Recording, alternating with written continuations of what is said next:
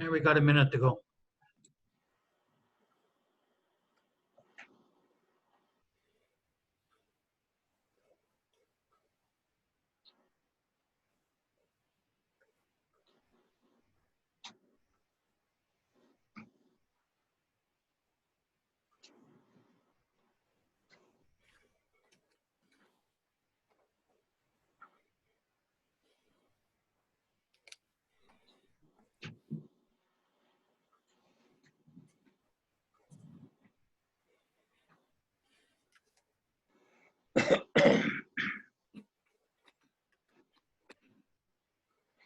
Okay, we'll get started now. Welcome everybody to this council meeting. Any additions to the agenda? None? No disclosure of interest? Pardon? None, no additions. No disclosure interests? Nope. We have a presentation tonight by Sage, which I've been really looking forward to. And so, Sherry Ann, you have the floor.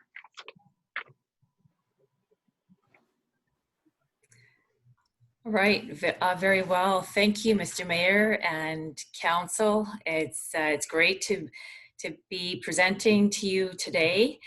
We're working on the project, and we're delighted to share an update with you, and also to provide take the opportunity to share or shed some spotlight on the forthcoming public consultation that will be underway in the form of a survey to your community. And so we're really looking forward to having the input from your public. And all right. And so a quick overview. The SAGE team is, we're working on the organizational review project for the Township of Red Rock. And we've been engaged on this since earlier this year. And phase 1 began back in February when we were on site. We're very thankful that we were able to come on site and see the community and have that experience. And as situations changed, we're adjusting our project so that we'll complete the rest of it remotely.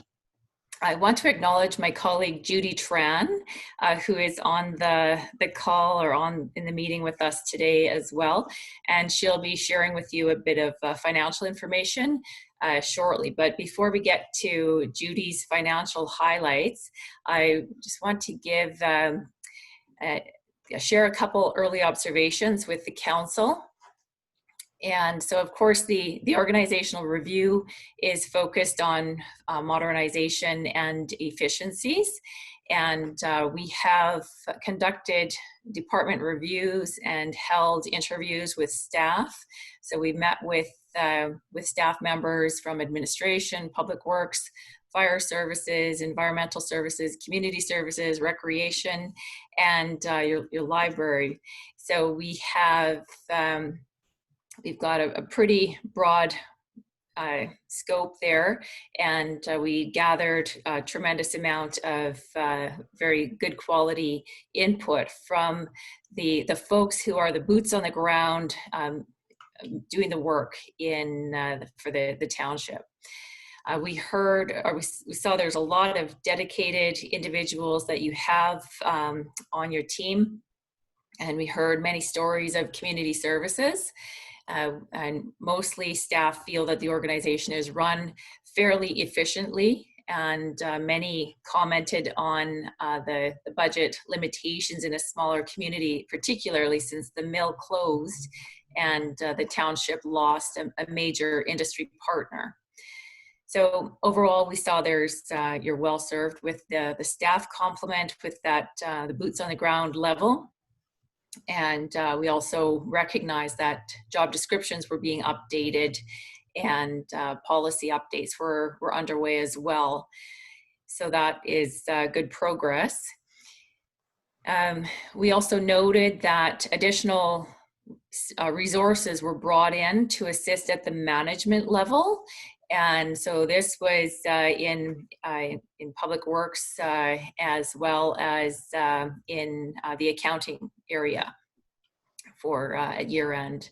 And so we note that there is a bit of a gap there, and there's some efforts being made to fill that. It's just the sheer volume of work that gets bottlenecked at that management level was noted, and the scope of work is quite extensive, even for a small community.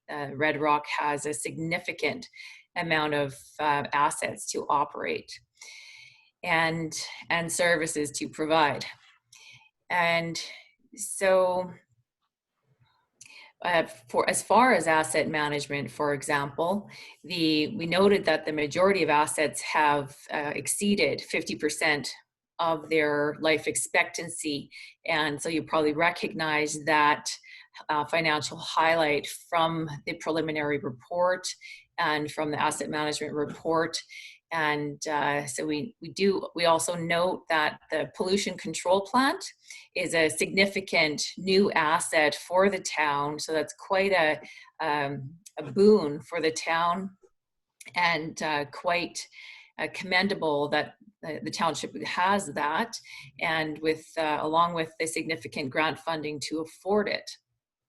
So this particular project stands out in the financial statements and financial charts as a major capital project for the township. And so you'll see that in some of the highlights that Judy will share with you shortly. So over to the public consultation process.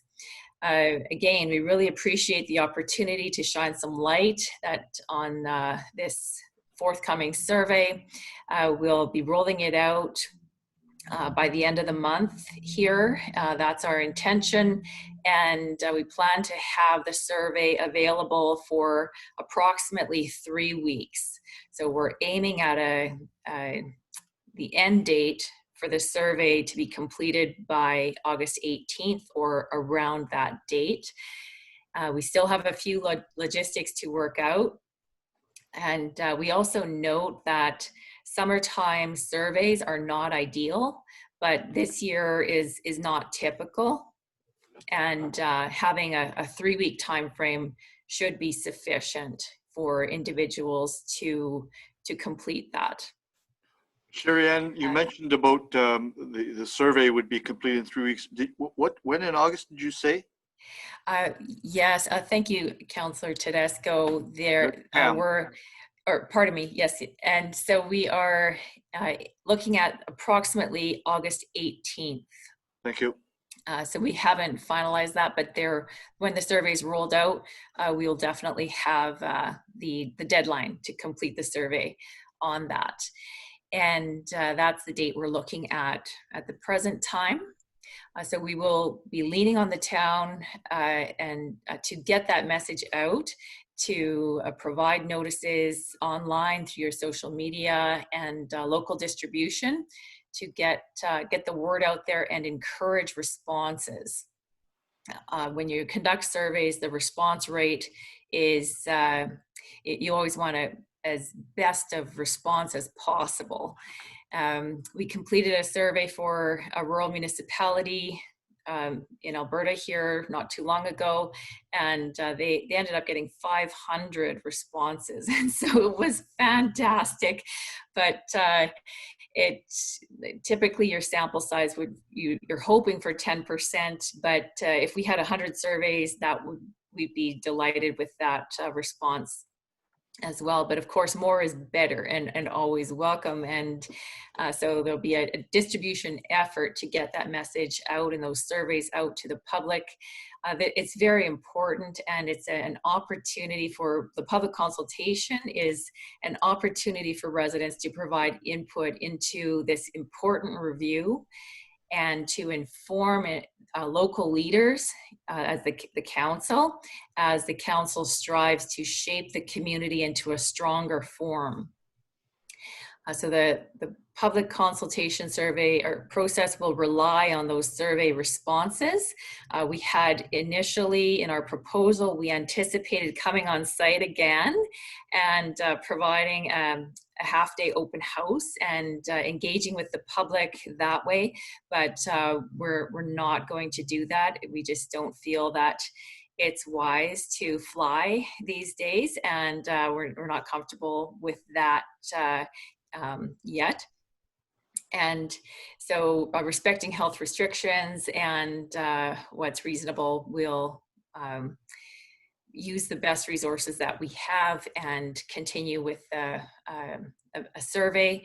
And the survey will be online, and it will also be mailed out to the residents. So there will be a link online where residents can click on that and complete it online. For those residents that choose to complete the paper copy, they can bring that into the town office and put in a sealed envelope, or when they get there, ask that it be sealed.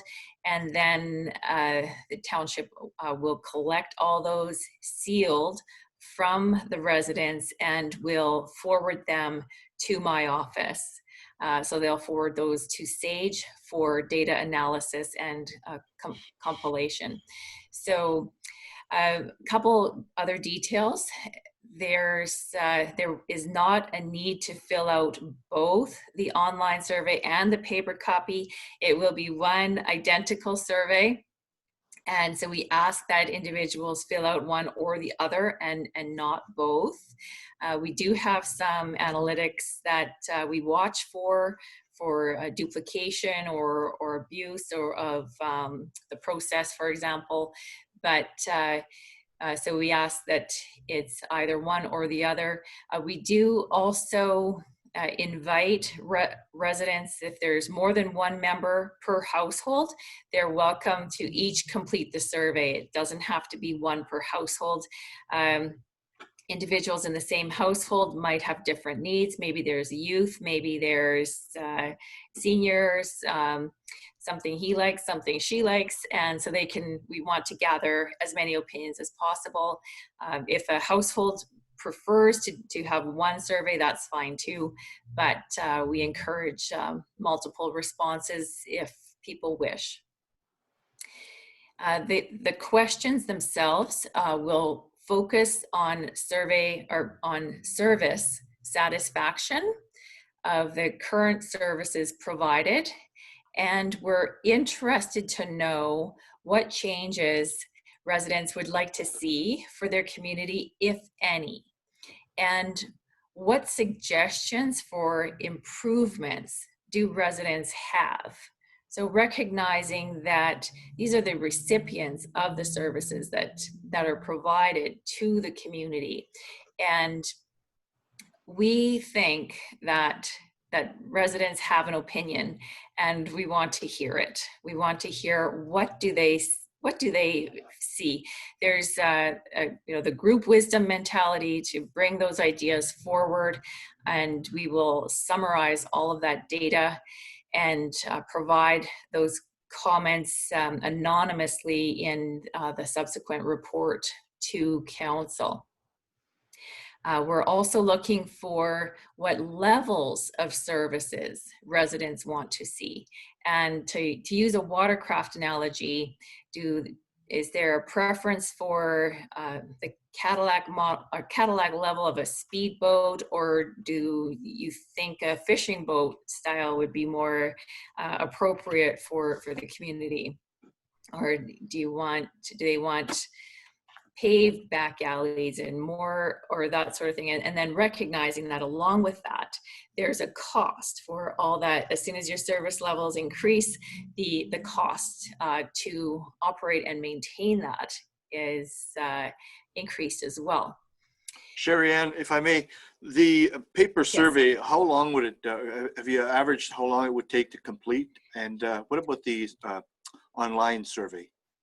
Yes, thank you for that. Ideally, we're aiming for 15 minutes as far as the time frame. Of course, you want to get as much information from people as possible, but we don't want to burden the residents with survey fatigue. And so there's a bit of a sweet spot in survey design and development that you want to get enough information, but have it easy for them to provide their answers. And so we will have the quantitative responses, which would be, for example, a star rating of 1 to 5, or so most people are familiar with that, or a score between 1 and 10. Then there's also the qualitative component, and that is the comments shared. So there'd be some opportunity to provide written comments and to tell us what they really think. And so that's very valuable. And so we're aiming at approximately 15 minutes, but depending on the level of comments that people put into it, it might be completed much faster than that if they just want to provide the quantitative comments.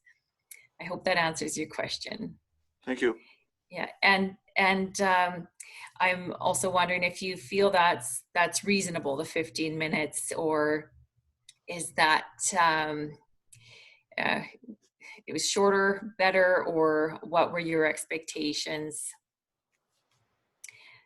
You could let us know if you have any thoughts or expectations on the length of the survey, or what you feel it should be. Okay, and so because the open house will not take place, we will provide some financial information, some of the charts that Judy will be providing with tonight. So we will share some of that information along with the survey to try to bridge that gap and make sure that residents have information to make some informed or more informed, to inform their responses. And recognizing that the 2019 financial statements have just been completed, and so Judy was eagerly awaiting those, and she just jumped right in to update the charts for that. And you will see these charts in the forthcoming report as well, but we will provide a snapshot of those key financial highlights in along with the survey information to inform the public of the financial picture to date. Okay.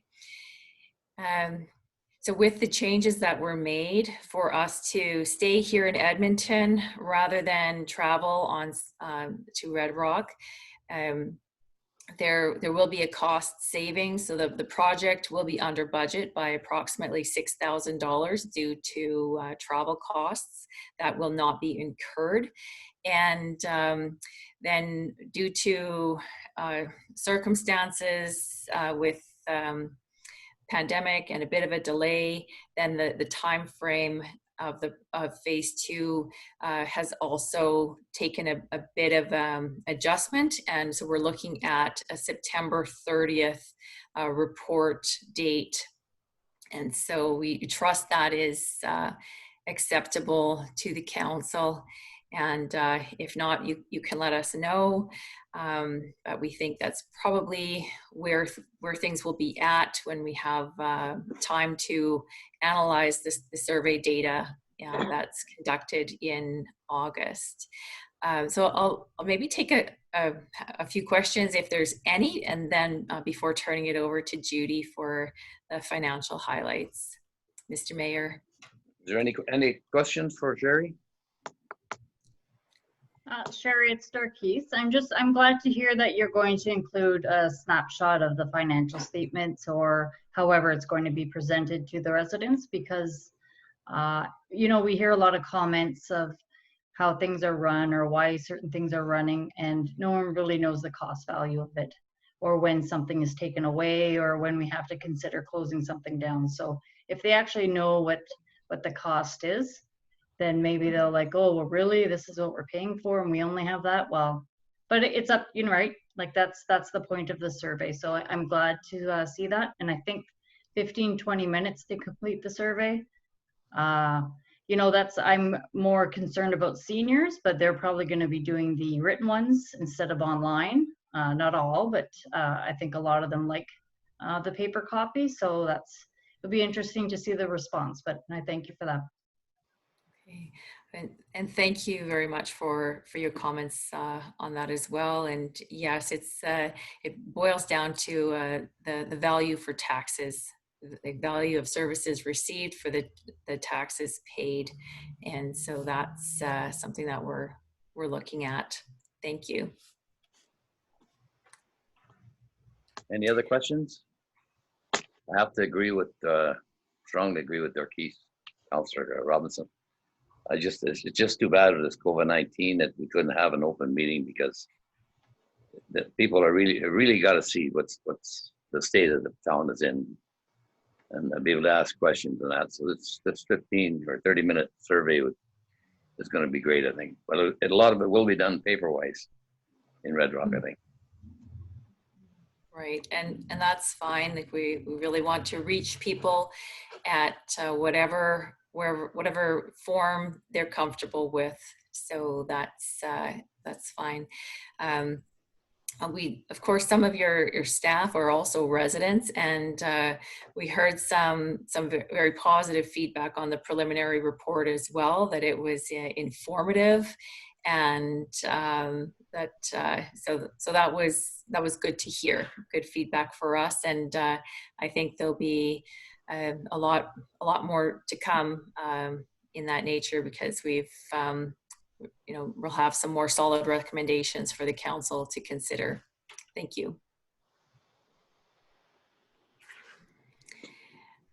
All right, and so I'm assuming, if there's no other questions, Mr. Mayor, then I will turn it over to my colleague Judy Tran, who is standing by and ready to present some updated financial data based on including the 2019 information into the charts. Thank you. Welcome. Hey, hello everyone. So I will be presenting the financials. We received this information from management. So we got the 2019 audited results and the 2020 budget. So I'll be sharing my screen. If I could ask the host to allow me to share my screen. Yep. The host of the meeting, the Zoom meeting. Yeah, go ahead. Oh, sorry, it's a technical question. When I click share my screen, it says the host disabled participant screen sharing. So you need to do something on your side with the software to permit that. You're on full screen, Judy. Yep. Oh yeah. So, but okay. Okay, I see. Got it. All right. So I'm gonna share screen too. Okay. All right. Can you see my Word document? Yep, we can. Okay, great. Okay, so I'll begin with the 2019 audited financial results. So we noted that these statements, like the prior year, were also qualified, and for the same reasons, it's due to the closure and post-closure costs of the waste disposal facilities that were not determined.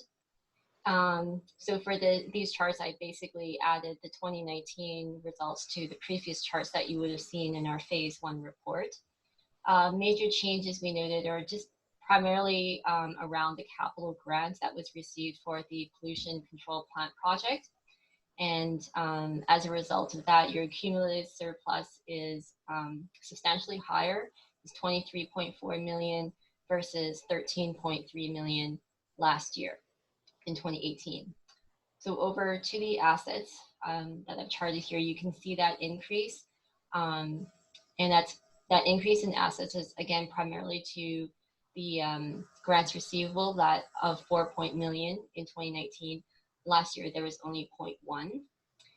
We also noted that the town has, I guess, redeemed the portfolio investments, as that has decreased to 0, and there was 0.2 million in 2018. So I've also just charted out the assets by type, so you can see that at this point, most of the town's assets are in the accounts receivable. It's money that's due from the government grants. And over to the liabilities, we noted that the increase is primarily due to, again, the grant. So I suppose that would be your grant obligations to build the capital project. And we also noticed a bank indebtedness of 0.7 that appeared this year. And that was due to the use of the credit facility for bridge financing for the project. So the liabilities have jumped up quite a bit, but it does correspond to just your obligations relating to the capital grant. So if we break it down by type, we see 69%, and that kind of mirrors the 69% accounts receivable. So it really kind of cancels itself out. So over to revenue, we noticed that, again, the significant increase was due to the grant.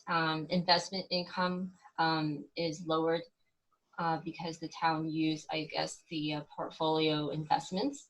And then there were just minor differences from other categories. So charting it out, most of the revenues came from provincial grants, and then the federal grants, and then the taxes would be the third greatest source of income.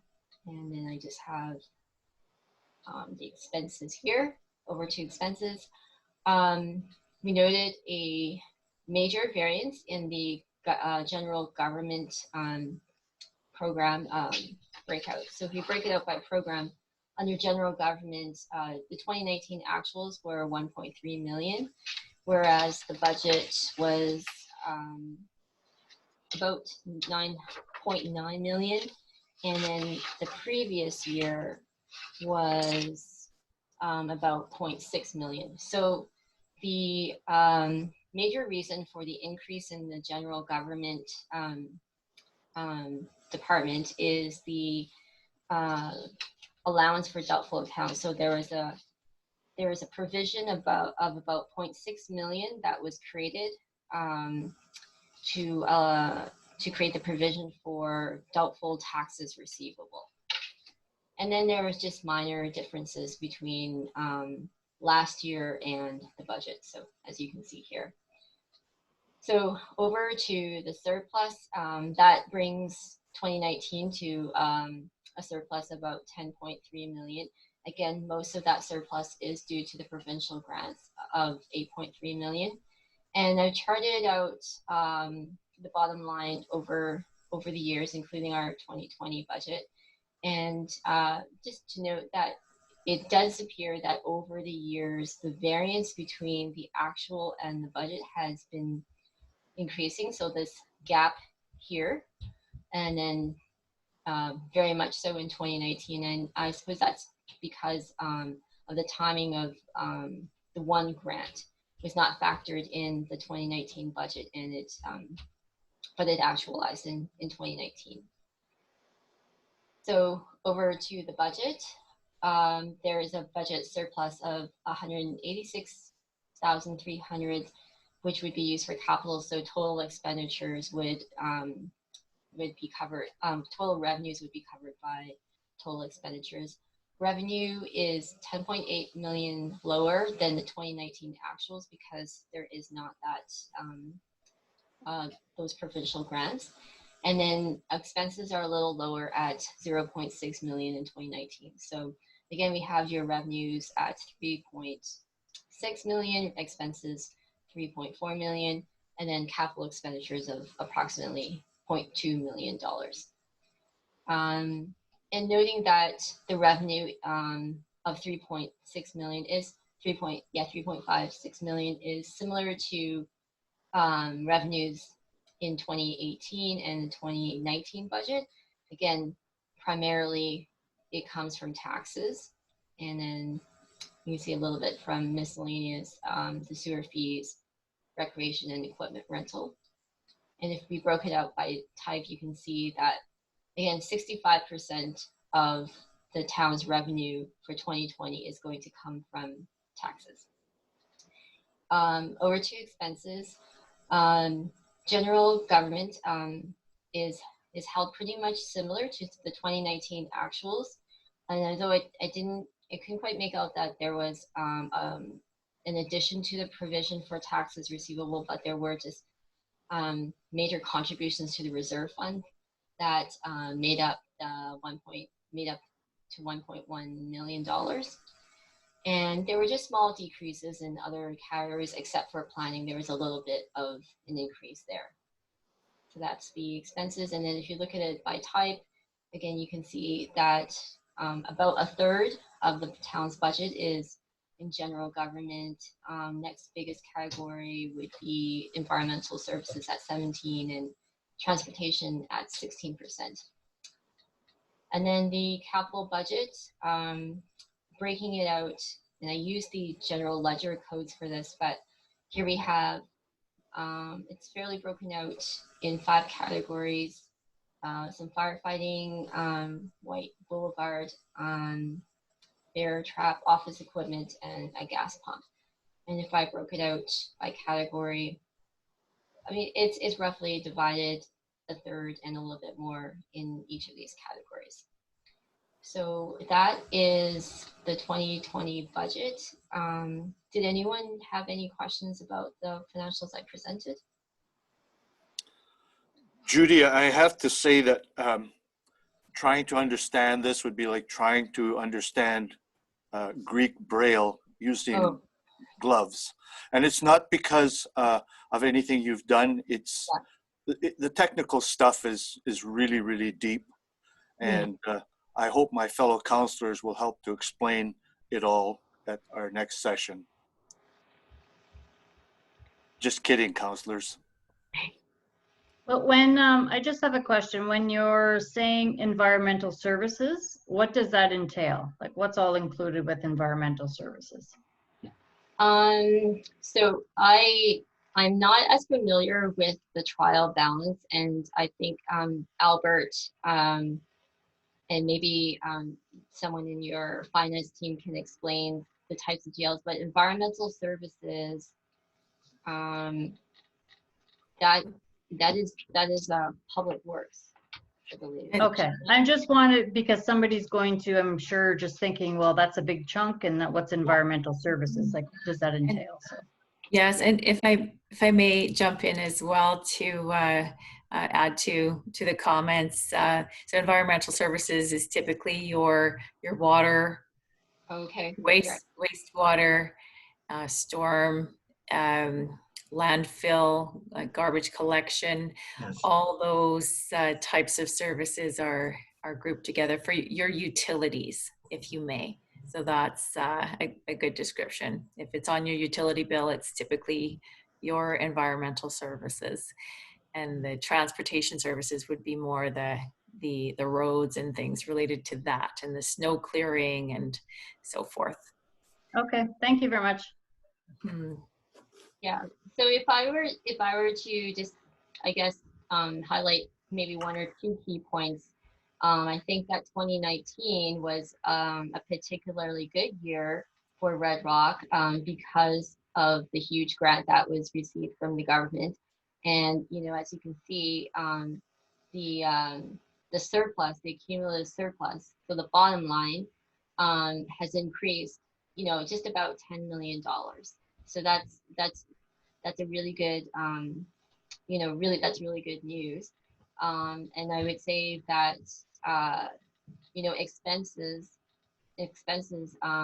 for 2020, you know, the expenses are generally lower. So you can see a budget reduction there. And 2020 looks to be budgeted as more of a normal year. So no major like grant project underway because it's all been accounted for in 2019. So it's just a matter of getting that project constructed.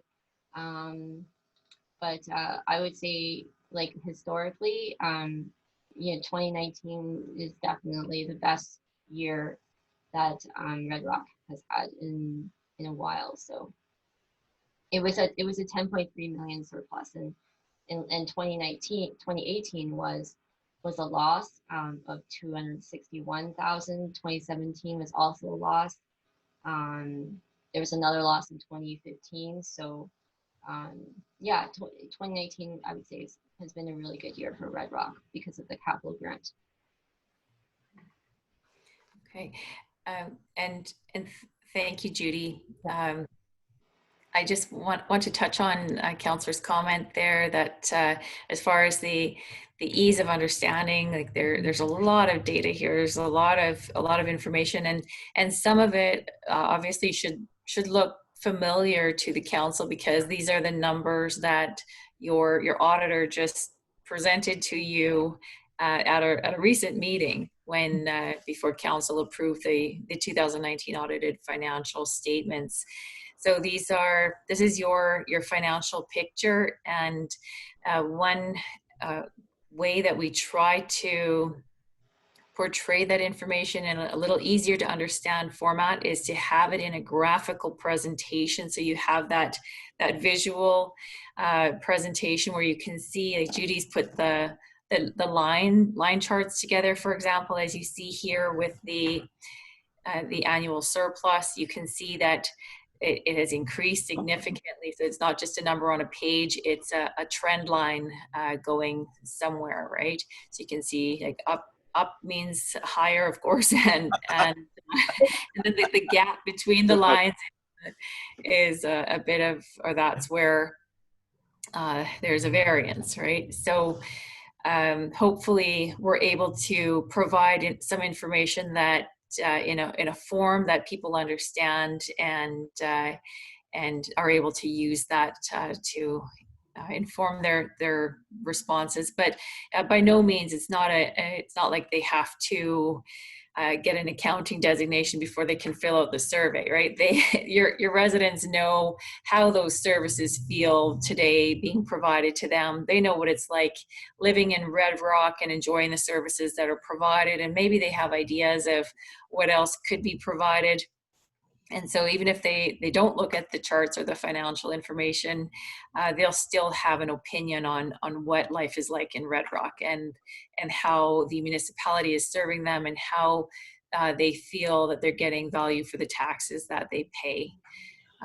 Sherry and Judy, the numbers there are misleading in a sense.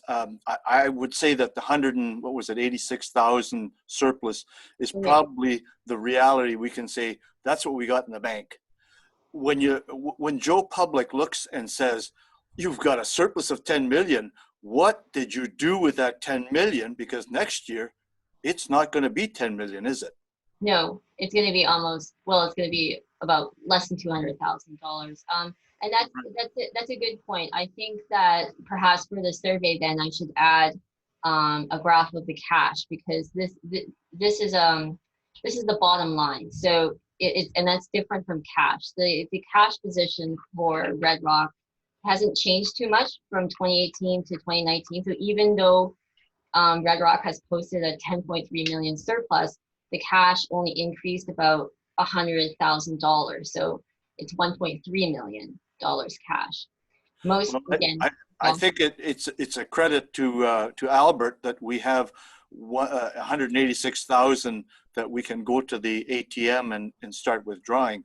We wouldn't do so much with the 10 million because that's concrete, rebar, stainless steel, and everything else. Right. So that's why I say it's a bit misleading to the Joe public. They're going to say, "What have you done with the $10 million?"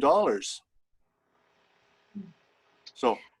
yeah, thank you for that perspective. Thank you. I just want to also note, but the 186 surplus, because there's also a $186,000 capital budget. That 186 cash might be pretty much spent on the capital expenditures. Judy, just keep in mind that in our expenditures for 2020, we have 245,000 slated for reserves. Have you taken? Okay, that's fine. Thank you. Yeah. So so that I think that's the other piece that's kind of missing for the budget, because municipalities budget for their revenues and expenses, but we don't show a budget.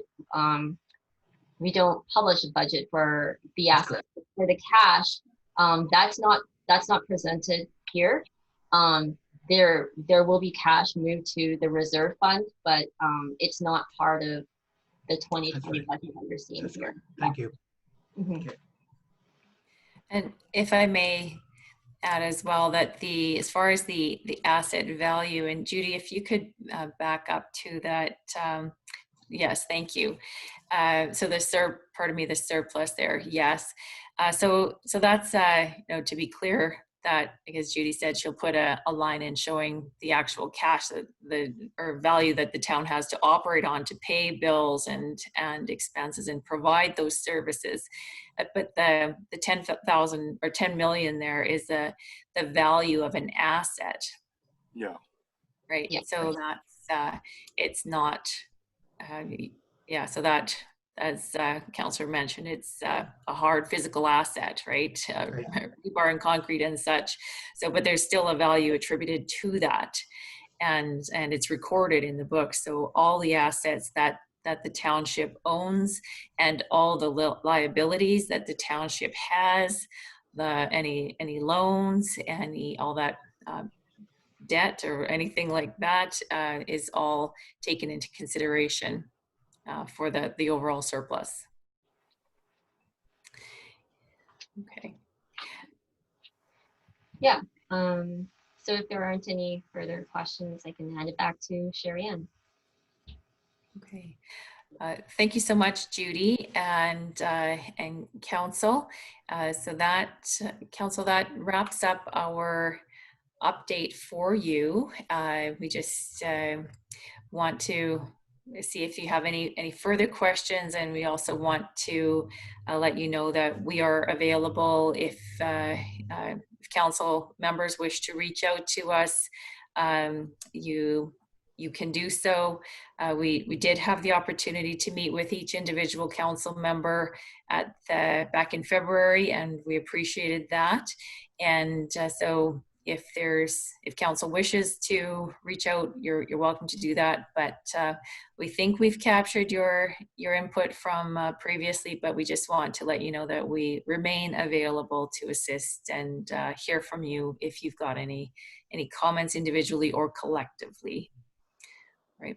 And I'd like to thank you for a nice report tonight, and I am looking forward to your public survey coming out. Okay, excellent. Thank you. We'll certainly be in touch, and appreciate all the cooperation from everybody to date. It has been appreciated, and good communication. And we look forward to reaching out to your members of the community and hearing their thoughts on the services they're receiving with the Township of Red Rock. Thank you, Mr. Mayor and Council and staff, and we'll wish you a good evening. We're not letting you off the hook yet. Anybody else? Anybody else got any questions for our guests? No, thank you very much. Yeah, very nice report. Thank you very much. Okay. Thank you, Sherry Ann and Judy. Okay, thank you, and have a good evening and stay safe, everyone. Bye-bye. You too. Bye-bye.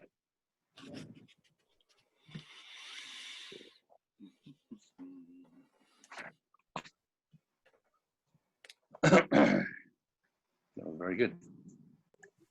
Oh, has everybody had the council meeting from minutes from Monday, June the 15th, 2020? Yep. Oh, I need a mover and a seconder to be it resolved that the minutes of Monday, June the 15th, 20 regular meeting of council be approved as presented. Need a mover and a seconder. Can we ask any questions about anything of the past minutes? Yeah, we can. Yeah. I was wondering, there was a Federation of Canadian Municipalities, and apparently they've got a fund. Albert, are you familiar with that? Have we applied or received any money from this federation? We applied through PSD, Public Service Digest, which is an organization that works on our behalf to develop an application for them. We put an application through because we never heard back from Municipal Affairs in regards to our previous application under the Municipal Modernization Grant. So that has taken place, and I just actually got a response back today to review the application going forward. So I'll get that done this week and submitted. Good. Okay, thank you. Okay, moved by Sarah, second by Keith. All in favor? Thank you. Had minutes of Wednesday, June the 17th. I need an emergency meeting. I need a mover and a seconder. By Darkis. Second, Cam. All in favor? Thank you. We have Monday, June the 29th, special meeting. I need a mover and a seconder.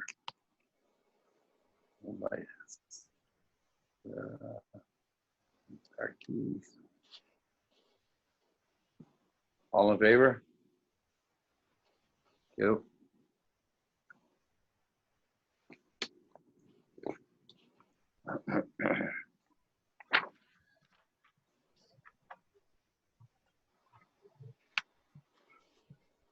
We have no bylaws. No bylaws. Correspondence. Down this one first.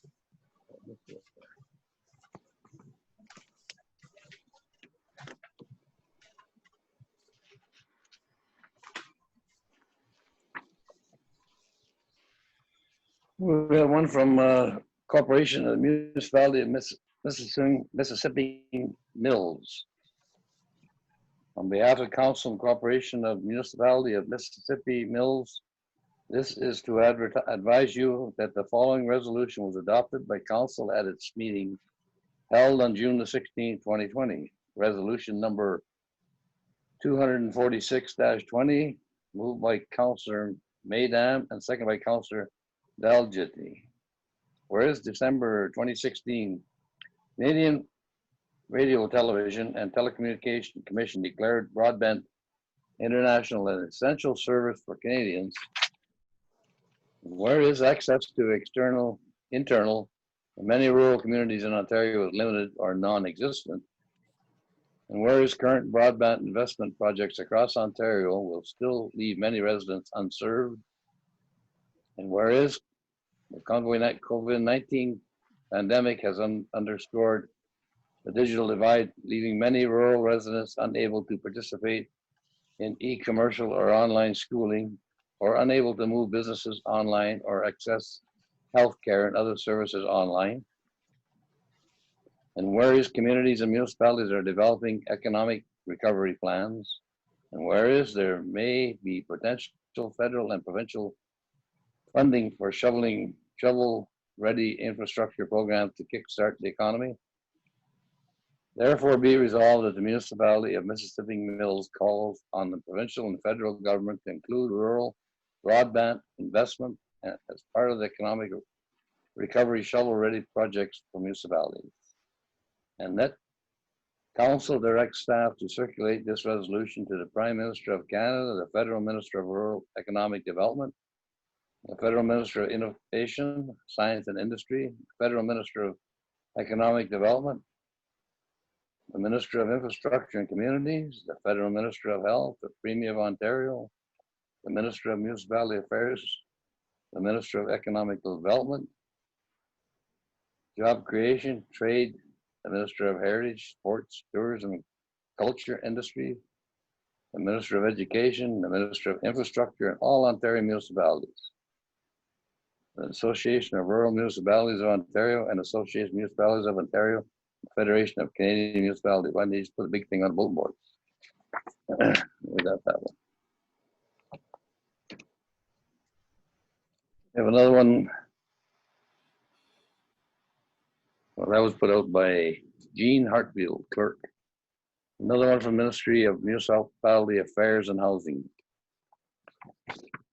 It's another long one, so I just took parts of it. And I'll read out. The COVID-19 outbreak has touched everyone in the province, creating personal and financial hardships and resulting in loss far greater than anyone could have imagined. We are making steady progress in the safe reopening of the province, and we acknowledge and celebrate those who went above and beyond through this crisis. I am writing to inform you that on July the 8th, 2020, our government introduced the COVID-19 Economic Recovery Act 2020 to help get Ontario back on track. A proposed bill will address three critical needs Ontario faces: restarting jobs and development, strengthening communities, and creating opportunities for people. Our government recognizes the key role that municipalities play in restarting the economy, and that their efficiency, functioning, and economic substantiality is critical to Ontario's future success. We are also continuing to negotiate with our federal partners to ensure communities across Ontario will receive the urgent financial support they need. We know that municipalities require far and flexible investments to protect frontline services and help restart the economy. My ministry will be hosting a technical information briefing on the proposed community benefit charge framework, including proposed changes to development charges and parkland dedication, so that municipality staff can gain a better understanding of the proposal.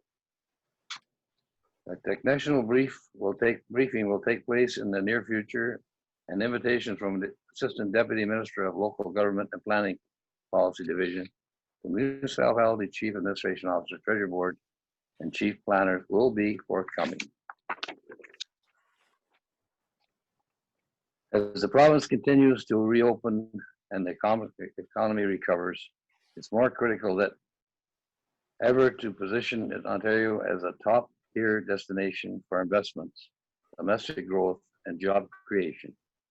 A key measure to support this objective is the creation of a new investment agency, attraction agency, Invest Ontario, that will promote the province as a key investment destination and work closely with regional partners to coordinate businesses development activities.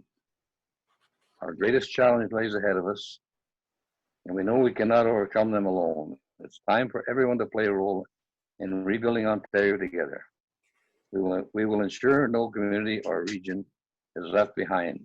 Every community must recover if all of Ontario is going to grow and prosper again. And this is from Steve Clark, Minister of Municipality Affairs and Health.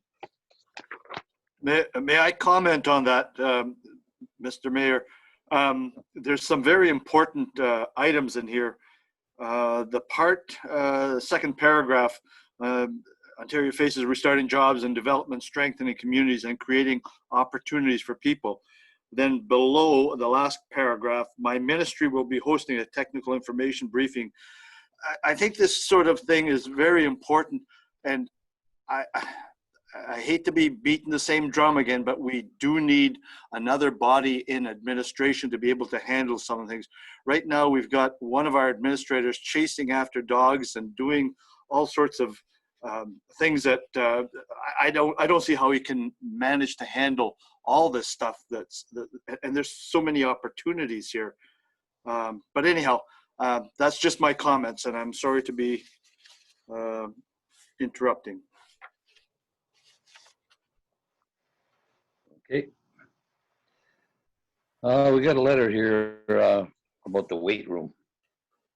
I'm going to hold off on that letter because down the way, we're going to be talking about the same subject. If it's okay with everybody? Yep. And no, we will go to Albert's report. Albert?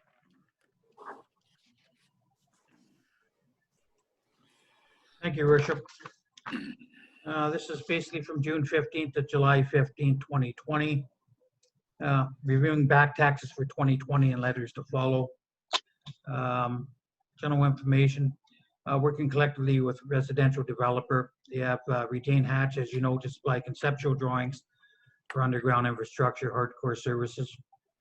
Along with Northern Planning, we have advertised for township site-specific official plan and zoning bylaw amendments. That's on the website. Notification will be placed on the town website and it has to be advertised in the Nipissing Gazette. We'll be doing that this week. And it's required for new development. As of the public consultation, that will follow, but when that does follow, then basically letters to the appropriate agencies will have to be sent as well. And we're actually going to be looking at the logistics that would be involved with the COVID-19 right now and how we're going to do a public meeting. Reviewing a grant proposal, not a grant, but a recent proposal submitted by L&G Jones Professional Corporation on the estate severance. And I actually engaged Northern Planning to work with me on the complexities of some of this for severance of properties and new provincial policy statements that have come out. So we did review it. We did supply them a letter. There's a few additional information that they have to provide before we can make an informed decision. Unisoft office conversion is going well.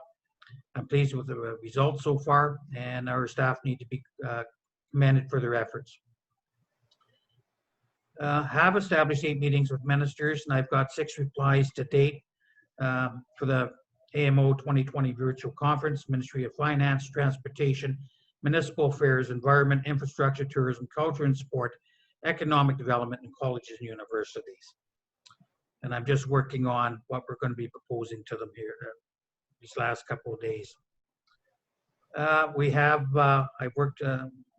We're working collectively with the Mayor and Council to invite Red Rock Indian Band, Chief and Band Council, to Red Rock for a tour, lunch, and dialogue and future joint ventures and mutual interests. As we all know, government is looking at regional concepts and regional partnerships. Working with Cascade Container Board Packaging on transfer of properties to the township. We have our legal drafting up the agreement for purchase and transfer the title. And that property right beside the credit union is one of Cascade's. So we're just finalizing that hopefully this week. I've done a complete review of job descriptions for administrations. Have incorporated some timeframes on internal financial functions. And I will be reviewing with staff during their 2020 performance reviews.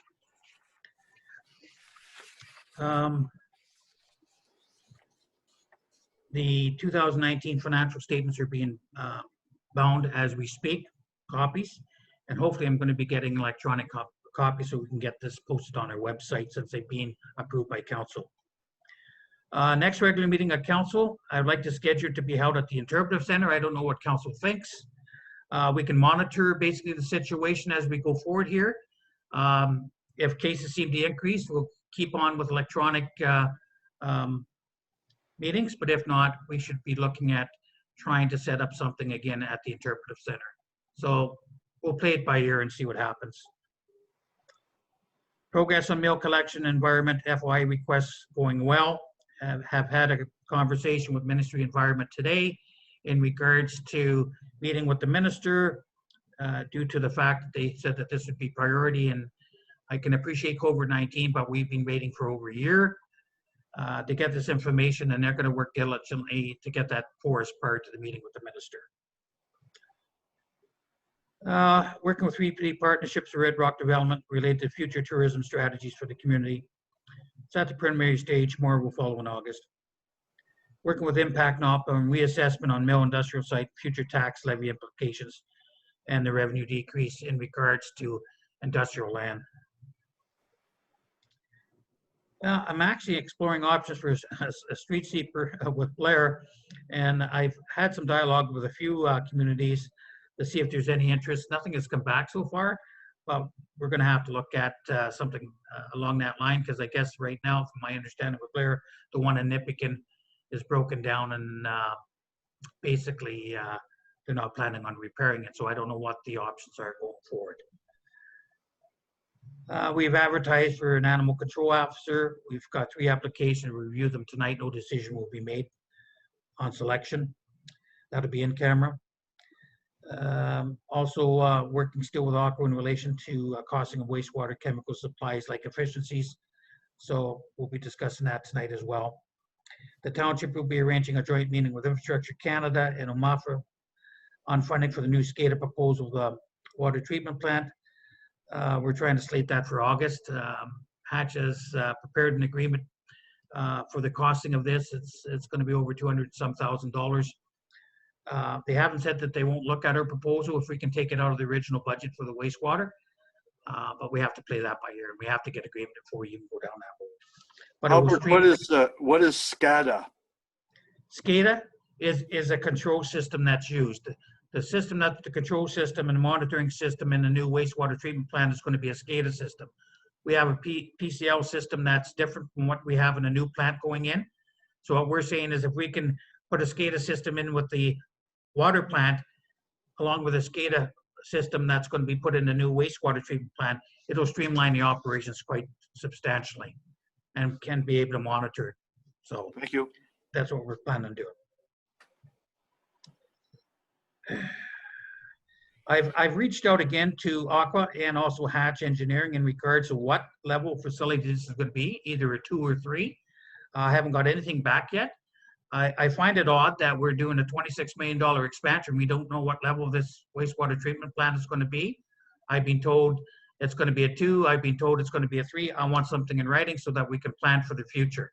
So I've been hounding them, just to let you know that. We have been doing research on landfill associated costs in relation to eventual closure. That's not going to happen anytime soon, but the auditors are asking us that we should be looking at a closure cost that can go into our financial statement. So we've been working on that, Gerald, myself, and Blair. Albert, what is closure?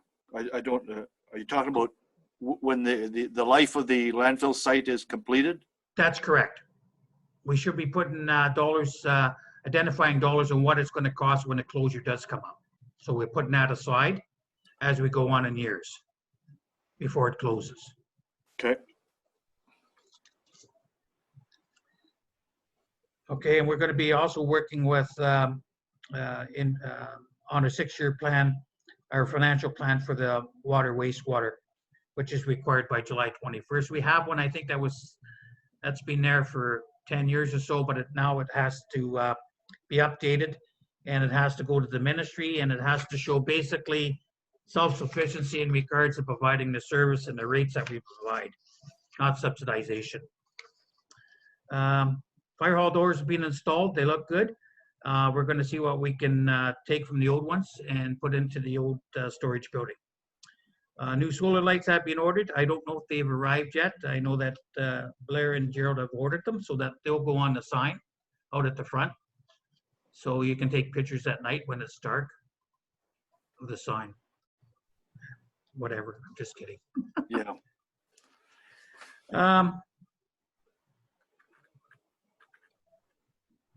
We will continue to remote in as staff until August 1st. The provincial orders have been extended to July 25th. I don't know if they're going to extend that beyond that. When we look at what's happening out there in regards to BC, Alberta, Ontario, Saskatchewan, Quebec, cases are starting to increase again, as you can see, and it's by community spread. So we're going to really play this by ear. We do have the soft opening, and Whitney is doing appointments only on Mondays and Wednesdays, and we'll continue to do that. But the office will be closed and only opened up for appointments.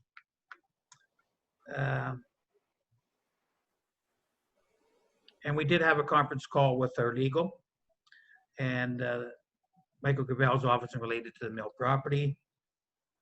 And we had a great meeting on July the 16th in relation to limestone on a pro bono strategy.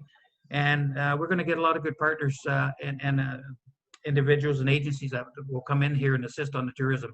I'm very excited about this. It was a very productive, I guess, meeting. And the mayor and myself and Ashley were involved in it, and we contributed quite a bit. And we're anxious to see what's going to, see if they can get us something before that we have a meeting with the ministers. And as I said, I'm working with PSD on their phase 2 and 3 asset management plan. And we just got word today that the application has been done. I have to review it, sign it, and send it in for grant application. That's all I have. What does the initials PSD stand for, Albert? Public Service Digest, I believe.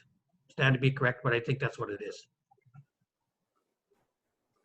Okay, I'm gonna need someone to move and second following payment voucher in the amount of $3,349,214.07. Do I have someone to move? Keith? Seconder?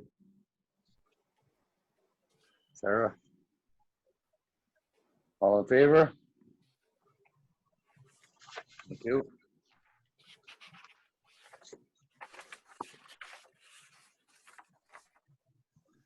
Thank you, Albert. Now, Public Works Superintendent. You get Gerald's here first.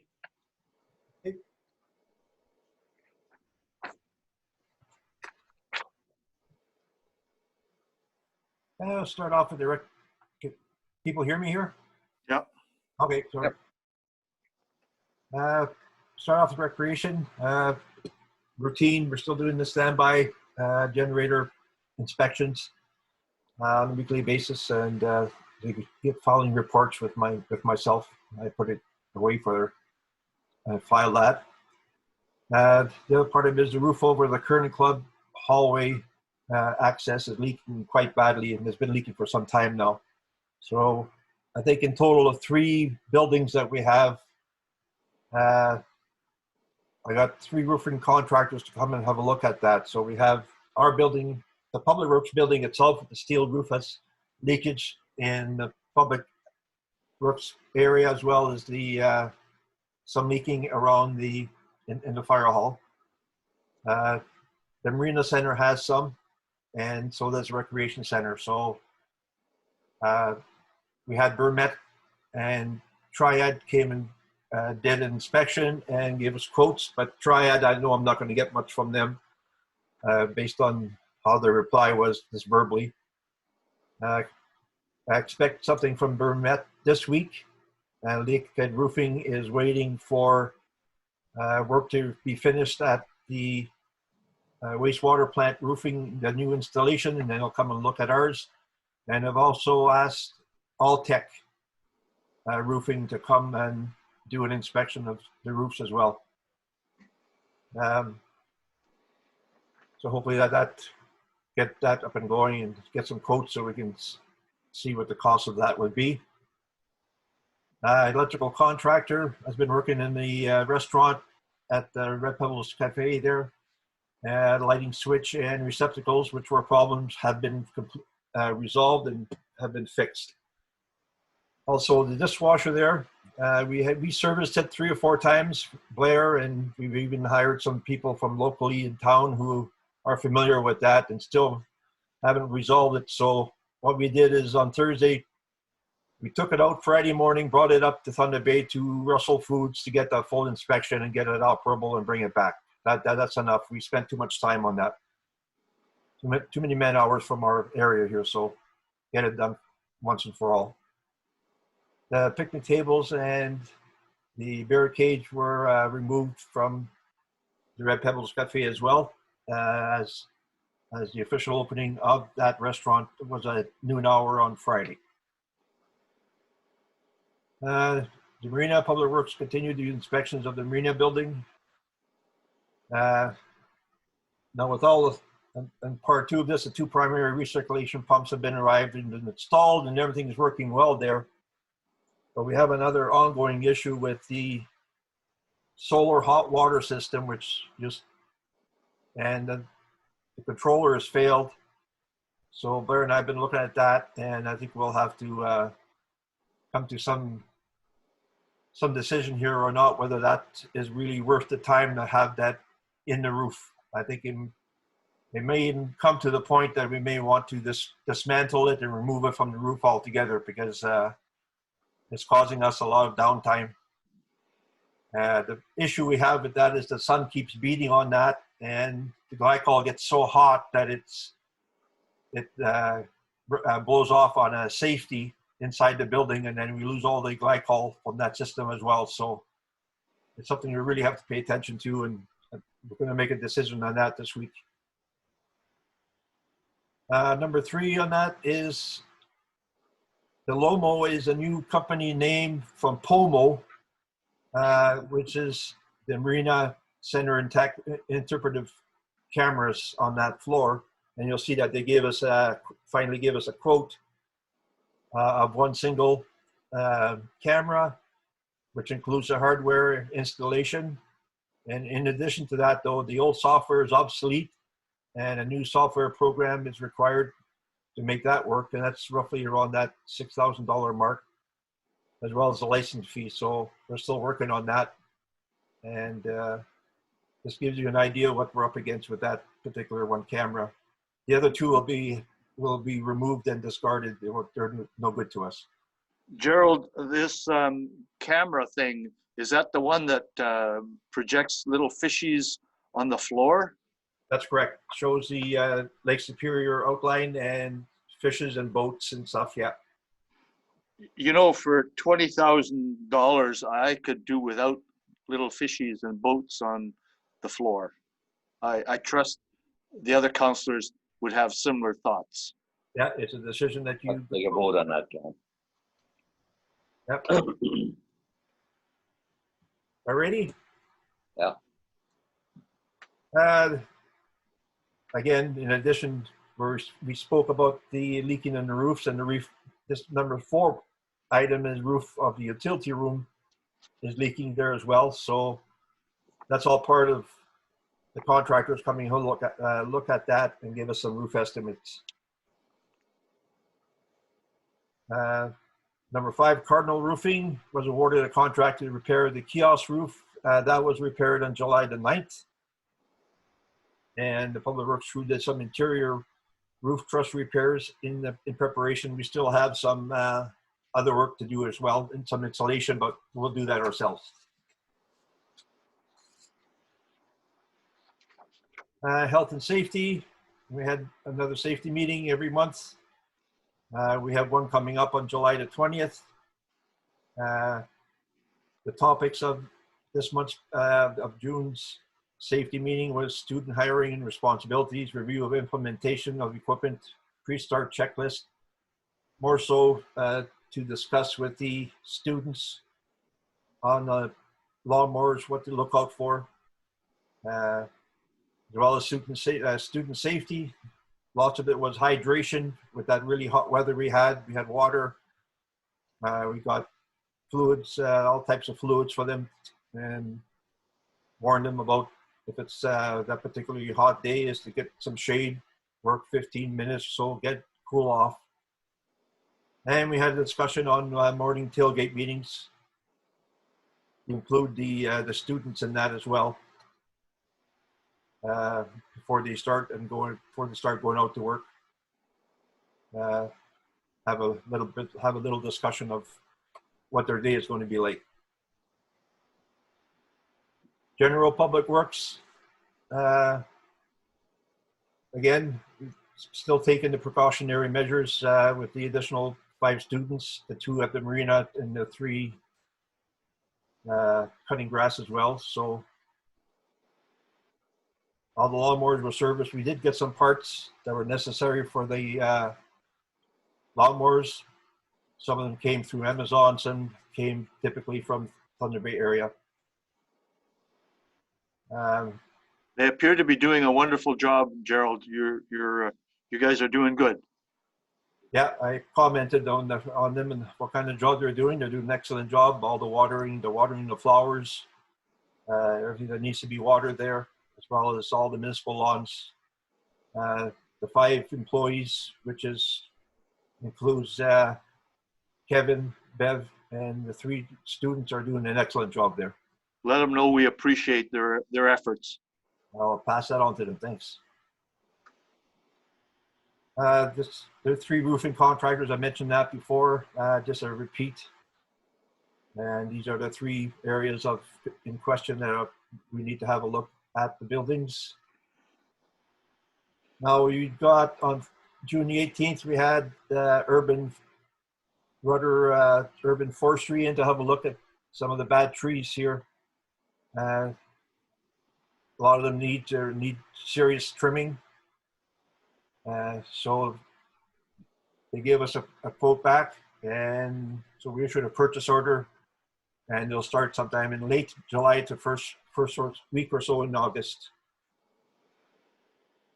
Splash pad was open for use on July the 1st. The adjacent playground was barricaded with steel fencing because of the COVID restrictions, and 2-meter distancing signs were put throughout and around the splash pad. Before we started, we ensured that the splash pad was also high pressure washed prior to opening.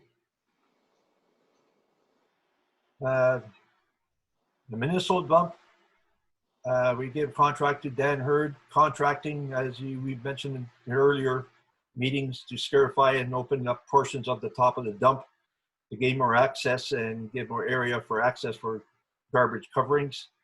This work is completed. He also it's contracted out to the Blackwater drying beds. All of them were also cleaned out, and that work is completed as well. So this is something to expect, not the drying bed so much, but more scarifying on a yearly basis. It's been a couple of years now since we did it, so we had a major catch up. We'll see how that goes. But Dave and I spoke to one another about that, and he thinks that it would be necessary to likely do that next year as well. JML and KML Engineering Contracting performed the necessary work on the bridge. As of last week, I got notice that the post tension rod that they broke is going to be in as of Wednesday. They're going to come and install it, and then do some retensioning on the rods around that. And then hope after that, we're going to be able to, they're going to make recommendations on raising the level of the bridge weight to increase the load. So and I install here that these rods are tightened up to 1700 PSI, which is quite a significant amount of pressure. So hopefully by Thursday next week, or this week, sorry, we'll know that job should be totally completed. Any questions? Gerald, this rod that broke, Yes. it's the rod that's been there all along, or one they put in, they were tightening and it broke, or? No, it's been there all along, and it snapped. So when they ordered it, that there was a delay in getting it. So it's about a week behind in getting the rod, but it won't take them long to put it in there. Yep. So you'll likely see a crew there tomorrow, Wednesday morning. Any questions? Other questions for Gerald? I do. I have a question for Gerald. I'm just wondering about the dump and the scarifying. Is that not something that Public Works could be doing? No, and you need the equipment you need large trucks. You need a large backhoe. It's serious work up there. Yeah. Okay. Our backhoe is way too small for that kind of work. Okay, that's Plus, what they're doing is they're hauling sand from one area. I don't know if all of you have been at the dump. We have three basic big areas. One is for contracting material, which is at the very top. You drive on the top of the dump. Right. That area needs to be covered. It's been packed. He has a pretty heavy piece of loader there, and he can pack it down pretty and break it all up and then cover it. But his access to sand, that's where he gets his problem from. He has no access to sand. That's why the scarifying is on that particular south side of that dump. So he hauled the whole, he had two tandem trucks hauling sand there to cover that up, as well as taking trees and brush on the top to give him more distance. And he'll likely have to do that a couple more times, I think, over the next couple of years. Okay, thank you. Any other questions for Gerald? Do I we just wanna have put- a, go I ahead. just have a question about the roof, the Public Works and Fire Hall. So that's new. I don't recall ever having leaks there before, or? That's been going on for more than a couple of years now. Quite a few Okay. years. Looks like we went up there and had a look at at one time, maybe a couple of years ago, they put a rubberized this over the nails of the screws there. They have a lead gasket or a rubber gasket, and they just covered that up. But the two contractors that went up and saw the roof material is in good shape. Where the leaks are around the stacks. There's vent stacks for the furnaces, and they're called boots. Then they have to be replaced. So all the vents have to be covered. They have to change all the boots for that. So the Burnett group that came, he was I think it was pretty. I'll see by his quote hopefully this week. It's minimal work, really, to tell you the truth. It's minimal work on that roof, but it needs to get done because it's just it's leaking into most of the building. I think Okay, thanks. they've been leaking for about 20 years, I think, over the Public Works, eh? Oh yeah, I've been leaking a long time. Yeah. Long time. Okay. We've got this letter. I think maybe this would be a good time to bring up the weight room. Gerald, did you got anything to say about the weight room? Do we want to go through Blair's report?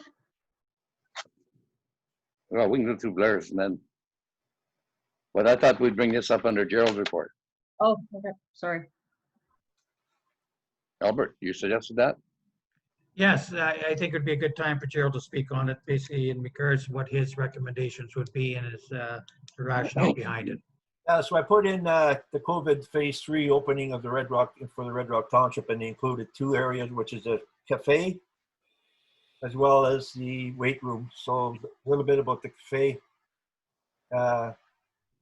is that of course you heard of us. We took the fencing out and we took the tables and went that way. Then we sent some employees and we gave it a good swamping inside, good cleaning. We cleaned the foyer on the baker's side because it was full of spider webs and stuff. We cleaned all that up, cleaned that well, sanitized that, washed it down. Then we went into the washrooms and we put in two, to ensure there was sanitizing equipment. There was no hand sanitizers in there, so we put two large hand sanitizers mounted to the wall, one in each of the washrooms. And then we're going to send a couple, one or two personnel in there from Public Works to ensure that the washrooms are well sanitized. We'll have a look at that every Monday, Wednesday, and Friday. So that's what we passed on to our group, the Public Works, to do for that. Now back in the weight room.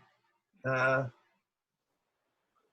that was more of a difficult decision here. We were looking at, because of the COVID-19 and still the issues with it surrounding that, the facility is not staffed at this time to, or at any foreseeable future to man that. It needs a constant cleaning and we don't have the staff. There's no staff at the recreation center. There's no staff to clean, sanitize the facility regularly, especially on the weekends. There's no staff to repair or make adjustments to the equipment that regularly fail. A minor detail is that the camera is non-functional and we need to replace it. It's been there for quite a while, so I think a new one needs to be purchased for that. And these other decisions here are just my viewpoints on that. The patrons cannot be dependent upon to sanitize the equipment before and after each use. The risk of perspiration, heavy breathing, expelling more droplets is increased, and masks will always have to be worn there. And then again, that's my view of that. What about the location of equipment, Gerald? The other part of it is the equipment is some of it's very close to one another. They're not 6 feet apart. Lots of it's clustered, which means that patrons are going to be sitting side by side, close by. And my opinion is that the risk is quite high there. It's to continue on with the high risk of COVID infections is a risk that a liability that it will be imposed on the township.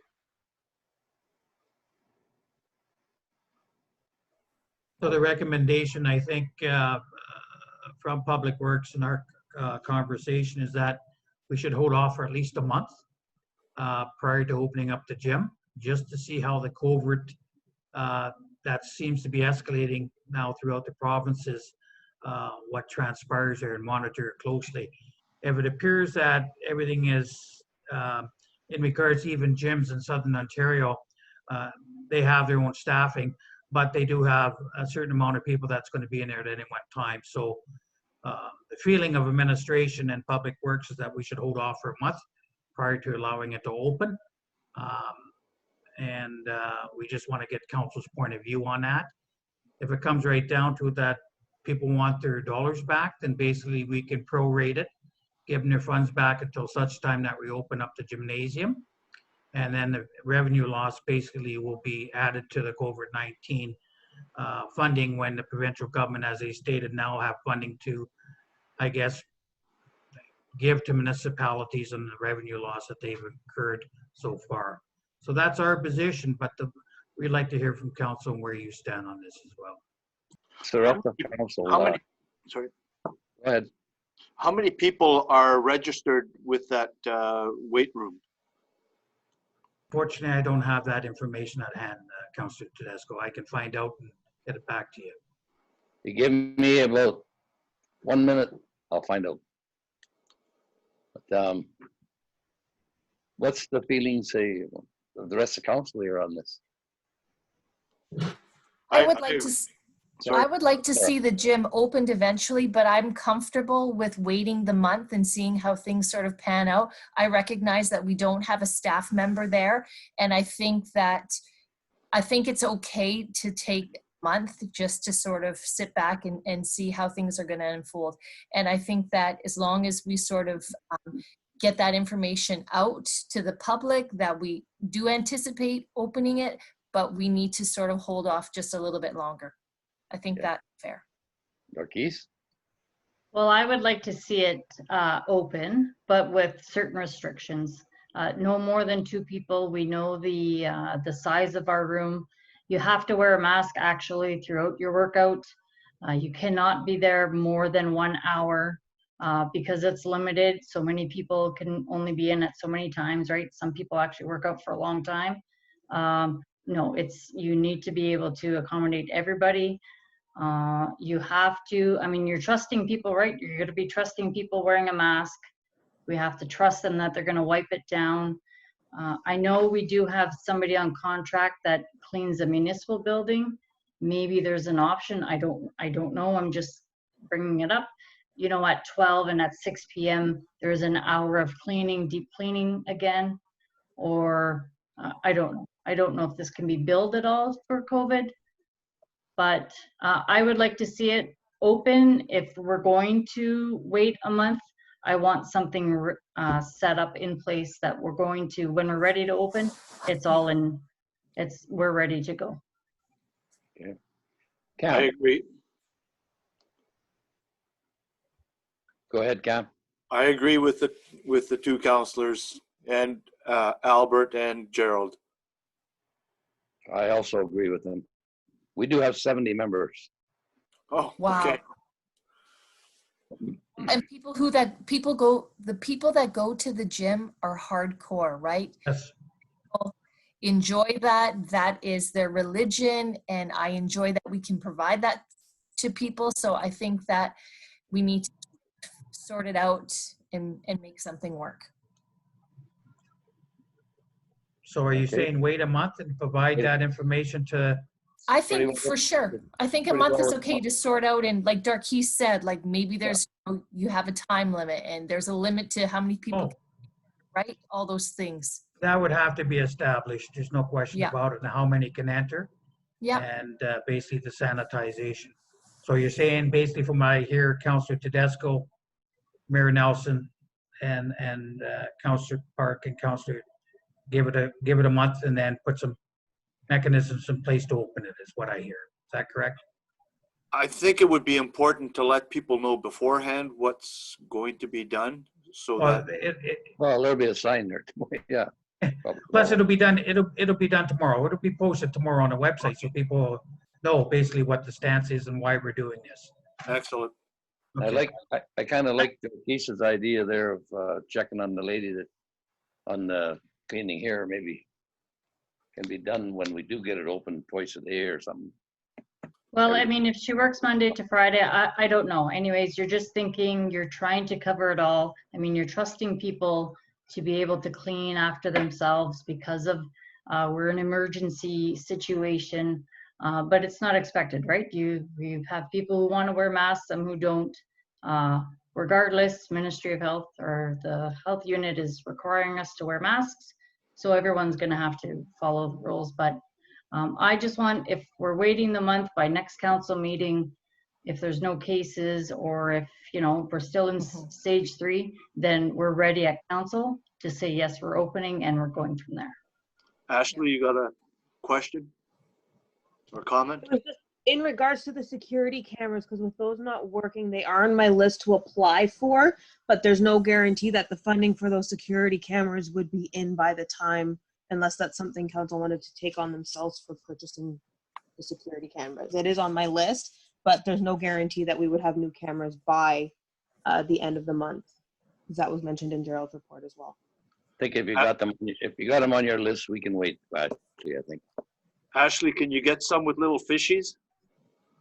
I know the cameras are there because we're open 24 hours. So, I mean, I don't know how you would change that anyways, right?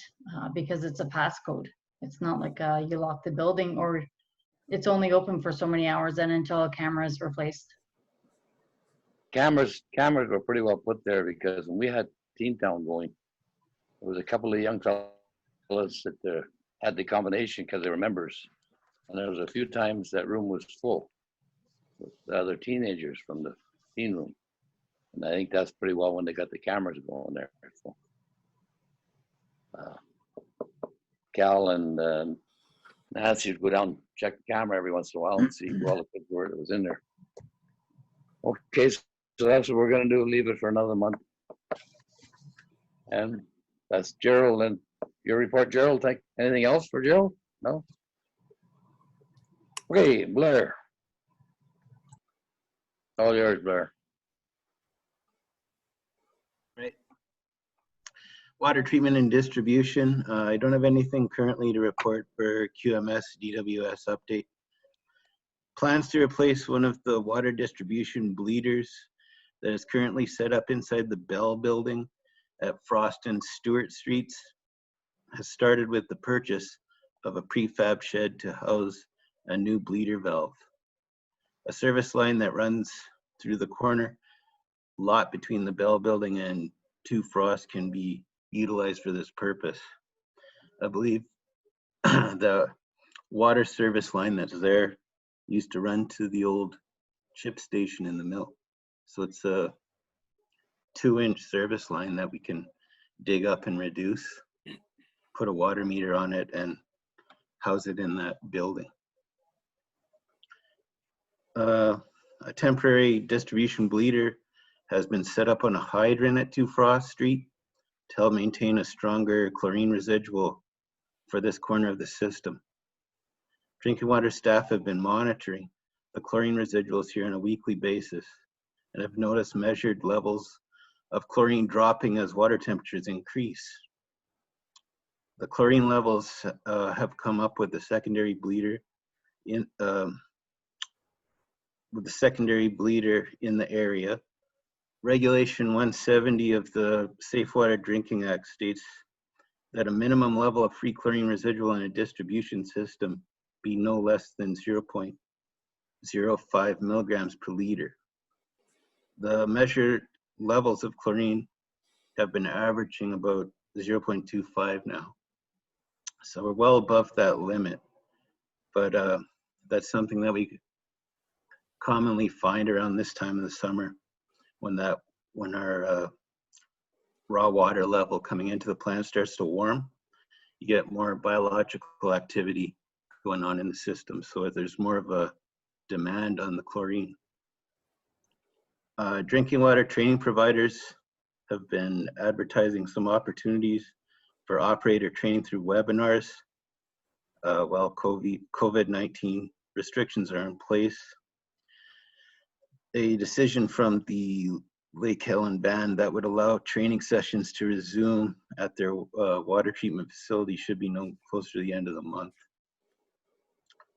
Weekly water samples were collected and sent to ALS laboratory from June 15th to July 17th. No adverse test results were received from any of the samples. Water meter readings were done for the month of June on July 1st. UV sensor verifications were performed at the water treatment plant in June. Standby power was tested at the water treatment plant for June.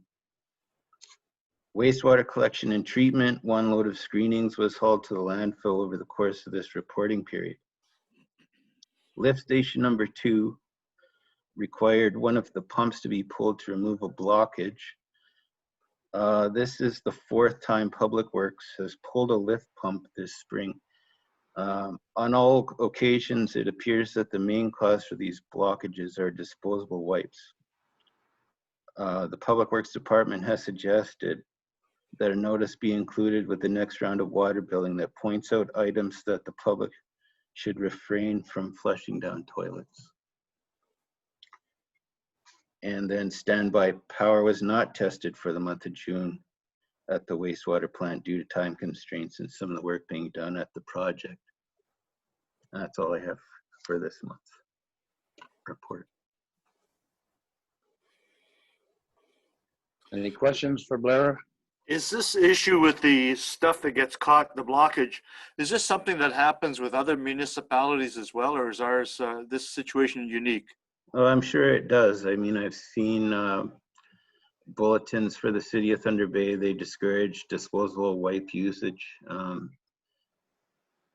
They don't break down is the problem, and they end up getting caught in pumps and the impeller and creating a mess.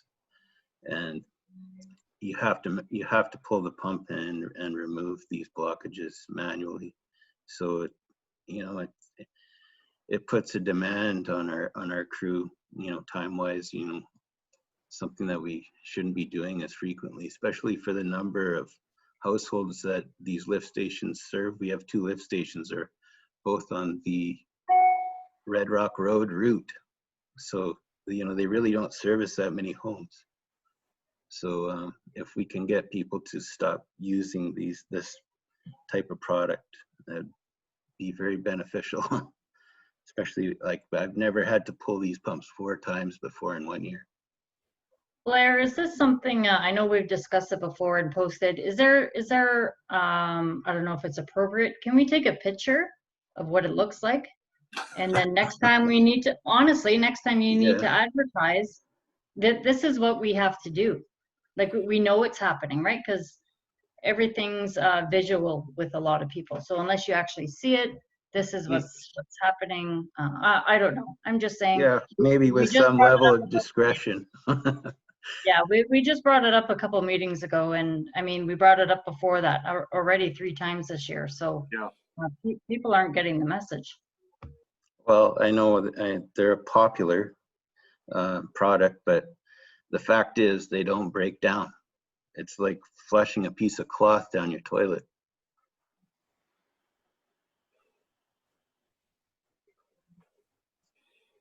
Any questions for Blair? Thanks very much for a nice report, Blair. All right, thank you.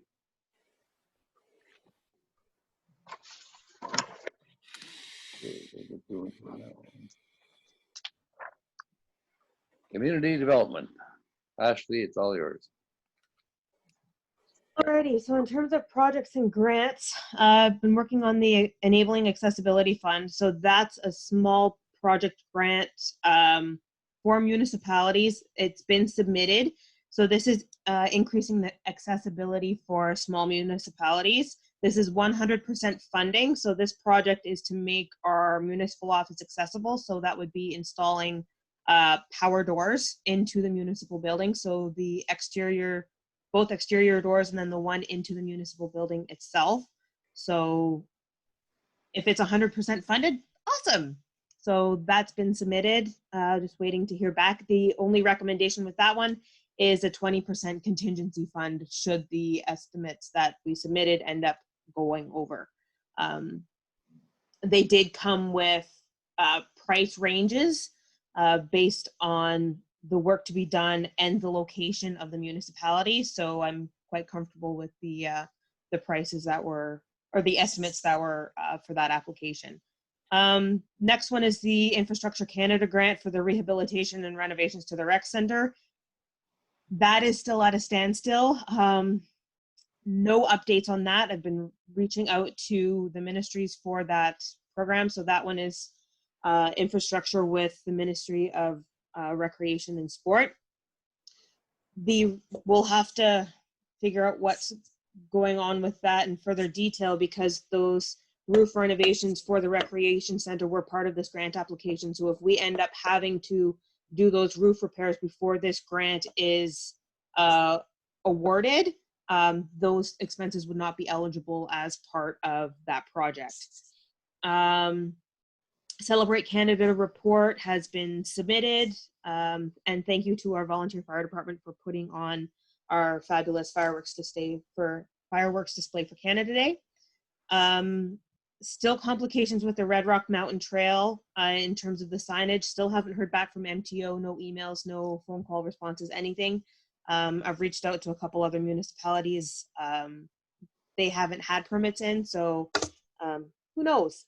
But that's for that signage for the Red Rock Mountain Trail. That's part of the Trans-Canada Trail grant. So I'm working with Trans-Canada Trail for a project extension for those requirements. The Green Infrastructure grant for water and wastewater. So that's the Brompton, Newton, Stadler, Frost area. It's under review. The Rural Economic Development Partnership with Nipigon. So that's land of the Nipigon waterways. So that's the Nipigon River Recreation Trail. That's the fixing the low spots, rerouting a couple areas, staining steps, creating a couple new water crossings, bridge replacements. So that work is currently being done. So if anybody's using the Nipigon River Recreation Trail, be aware that there is some work being done along the trail. Red Rock was a partner in that, so we did contribute financially to that. So that's one of our projects too. The Trans-Canada Trail Spring Cleanup was completed, and that final report has been submitted. And thank you to Gerald for passing along that there were some windfalls. I have reached out to Michael Elliott about those windfalls, as he's continuing to do that maintenance for us during the summer as part of his initial contract.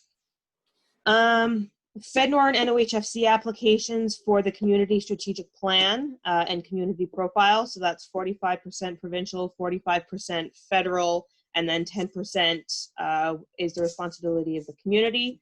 Phase 1 approval from FedNor. So I'm working on the phase 2 application. Still haven't heard back from NOHFC regarding phase 1. NOHFC, FedNor again. So that's a joint application for the RV park campground business assessment study. Same thing, 45, 45, and 10.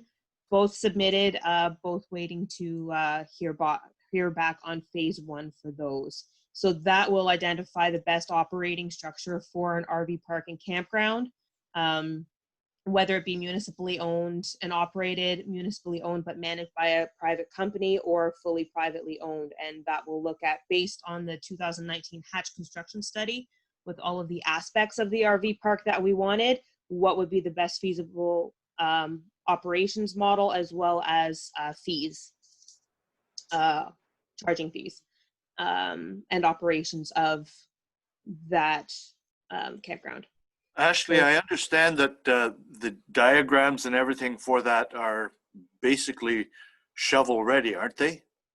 Yeah, so the engineering study is ready to go. The only thing that would change from that is that was completed in January of 2019.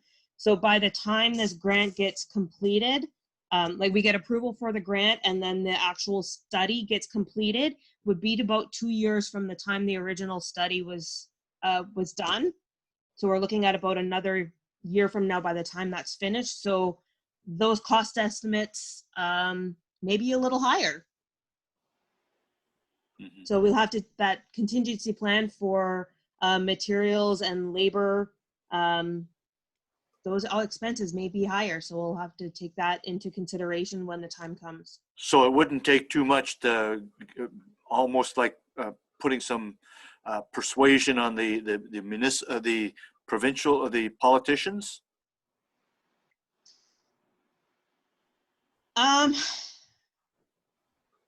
It just went in, so we have put the timelines in there. Like this was just a new one that went in at the end of June. Okay, I'm sorry. I thought it had gone in quite a while ago. No, so the original application to get the park built went in a long time ago, but when I first started here last year, but they wanted a feasibility study. They wanted a study that shows that yes, this is going to be a successful and sustainable operation. So this application here that I'm talking about with the 45, 45, and 10% is an application to get that study done. So by the time that application goes through and then the business case, the assessment study is completed, then we're looking at about 2 years from the time that Hatch study was completed. Thank you. Any other questions on that? So community projects, funding opportunities for the Legion Kitchen still. All Trillium applications are on hold. So that includes the library project for taking the Healthy Aging program to the next level. So right now, all of those programs are on hold. So you can't even access the online application form. Phase 2 CNO grant application was resubmitted for the hiring of an economic development officer. So that project hasn't really moved. So there's no further updates on that. The new community strategic plan and community profile will be submitted to FedNor as a supporting documentation once it's completed, because that was one of the things that they requested in their feedback to us. So since I submitted this to Whitney, the security camera issue came up for the gym. So that is on my list of applications to submit, see if there's anything we can get there in terms of technology for the weight room, and to get an updated security camera for there. And then there was, I can't remember the name off the top of my head, for a tourism opportunity or a tourism fund that, should council decide to go ahead with it, those cameras, the interactive cameras on the floor of the interpretive center, portion of those may be eligible for tourism funding, should you decide to go that route. I don't have the numbers in front of me for that, So depending on when you wanted to make that decision to go forward or halt on the cameras, I can provide you with a potential grant for that, if that's something you want to go forward with, because that is something that we do get feedback on as a unique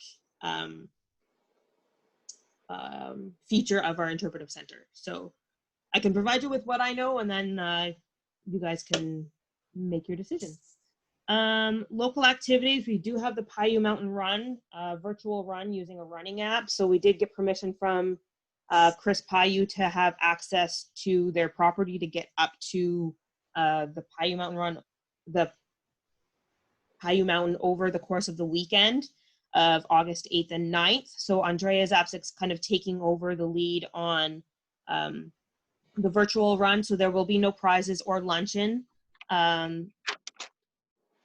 So the runners will just submit their screenshot of their run during those 2 days, and she'll post on the Paiute Facebook page of the winners in each category. Because people have been asking about it. I've been receiving phone calls and emails. Just they want to keep up the momentum of doing it every year. It's something they look forward to. So this seemed a feasible way to do it with the uncertainty surrounding COVID. This was still some way where we could kind of step back, let people do it, understanding that it's at their own risk, and there's no additional volunteers required. Ashley, So what date was that? August the what, 8th, was it? 8th and 9th. So runners have an opportunity to do the course over 2 days rather than just one specific time that they normally would. One question I did have regarding this was with if the rec center is going to be open, is that showers as well, or that's still kind of off the table in terms of, so it's just Red Pebbles that's open with the washrooms. The rec center itself is still closed. Okay, thank you. So the community notice board is up, and for municipal notices and community events, no items for sale will be posted on that notice board. So municipal notices will take a priority and managed through myself, so they can either be emailed or mailed to me, or give me a phone call and I can make up a notice for it. I've been away over the weekend since Thursday, so I have some updating to do on that. Regional activities, the regional tourism coordinator has been hired and started July 6th. So I'm on the steering committee as a representative for Red Rock regarding product development and regional tourism initiatives throughout the area. So I will keep you posted on anything that happens there. It's Corey Anderson from Thunder Bay was awarded that position, and he was a successful applicant, coming with a lot of great experience in product development. So he's a great asset to the region in terms of this initiative. Upcoming events, we do have the Paiute and no professional development since my last report. Hey, Ashley, thank you so much. Any questions for Ashley? None? Anything else you want me to look into? Oh, thanks for a nice report, Ashley. And we do have, I forgot to add this in there, we do have our summer student through Superior Country working out of the Community Development Office on tourism. So you'll see her out and about on Thursdays and Fridays on the hiking trails, testing out the town's geocaching signage, taking pictures of various visitor attractions. So she's going to be working on kind of like a feature Friday for our tourism marketing initiatives through social media. So if you see Allison around, that's what she's doing. Okay, thank you very much. Red Rock Public Library, it's March the 11th. You want to comment on any of this, Darkeith?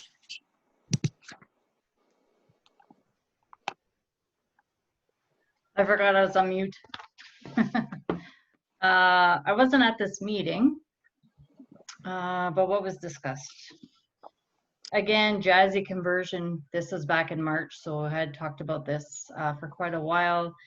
Streamlining, reconfiguring of Concourse, which is the old program. You have to scan all the barcodes. I know she has a couple of board members that are helping.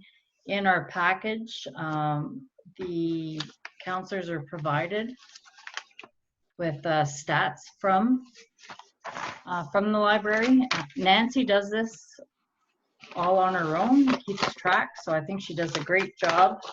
If you guys had a time to look at it. Yep. What else here? Yeah, so active patrons, 523. Circulation of books, 4,900. Interlibrary loans, 82. And this is the annual report. Library visits, over 4,600. Computer usage, 1,000.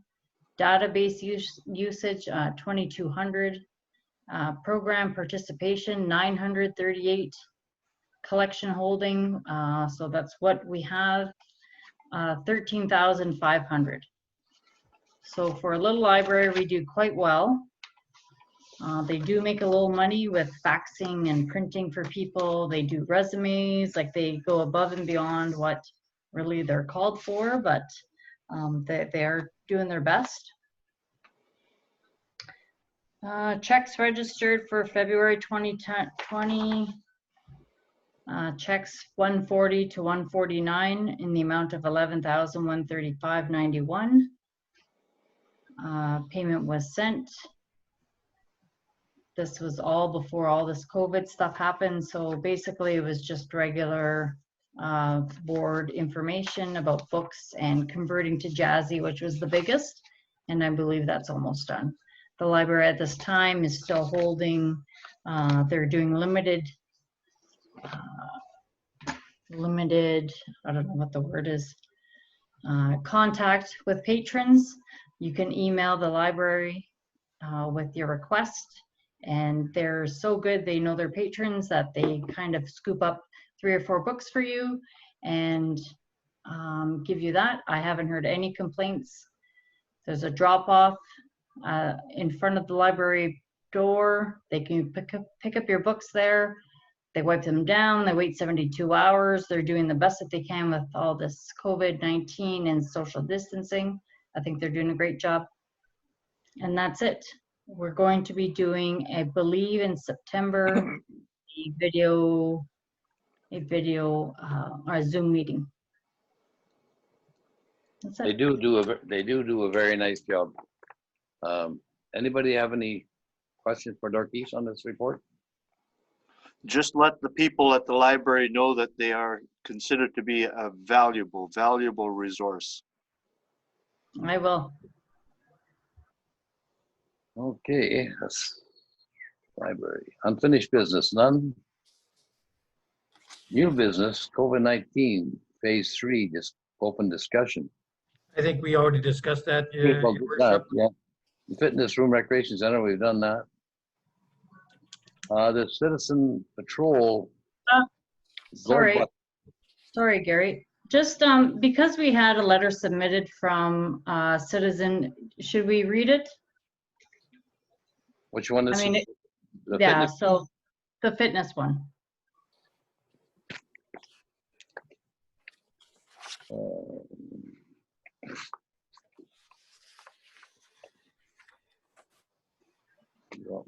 I have it here someplace. For Miss Dampier. Sorry about that. I know I got it here. It's right here. Okay. As a Red Rock resident and Red Rock gym user, I am very happy that our government has moved into phase 3 reopening, which has allowed the reopening of our community center and gym. This is amazing news for our small community, as the reopening means positive steps towards better physical and mental health for our residents. And based on the current COVID-19 numbers in our area, reopening is a safe and realistic move.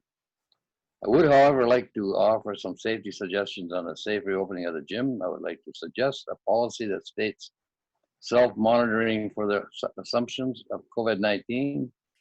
They're currently provided through Public Health Ontario. This can simply be done through a signage on the door to the gym. These signs are conventionally provided through Public Health Ontario and can be printed off their website. Patrons may not enter if they exhibit any of the symptoms or can answer yes to any of the current public health COVID-19 screening questions. Please see link for the guideline. Upon entry and exit from the gym, patrons should be required to hand sanitize. Patrons should be required to wear a mask if they are not eligible, if they are not alone at the gym, unless they are simply in the presence of those that they live with. Patrons must wipe down the equipment they use as they did pre-COVID-19. With these safety measures in place, we can all expect to have a safe return to the use of our facility while again promoting physical and mental health in our amazing town. Thank you for your attention. Corinne Dampier, registered dental hygienist.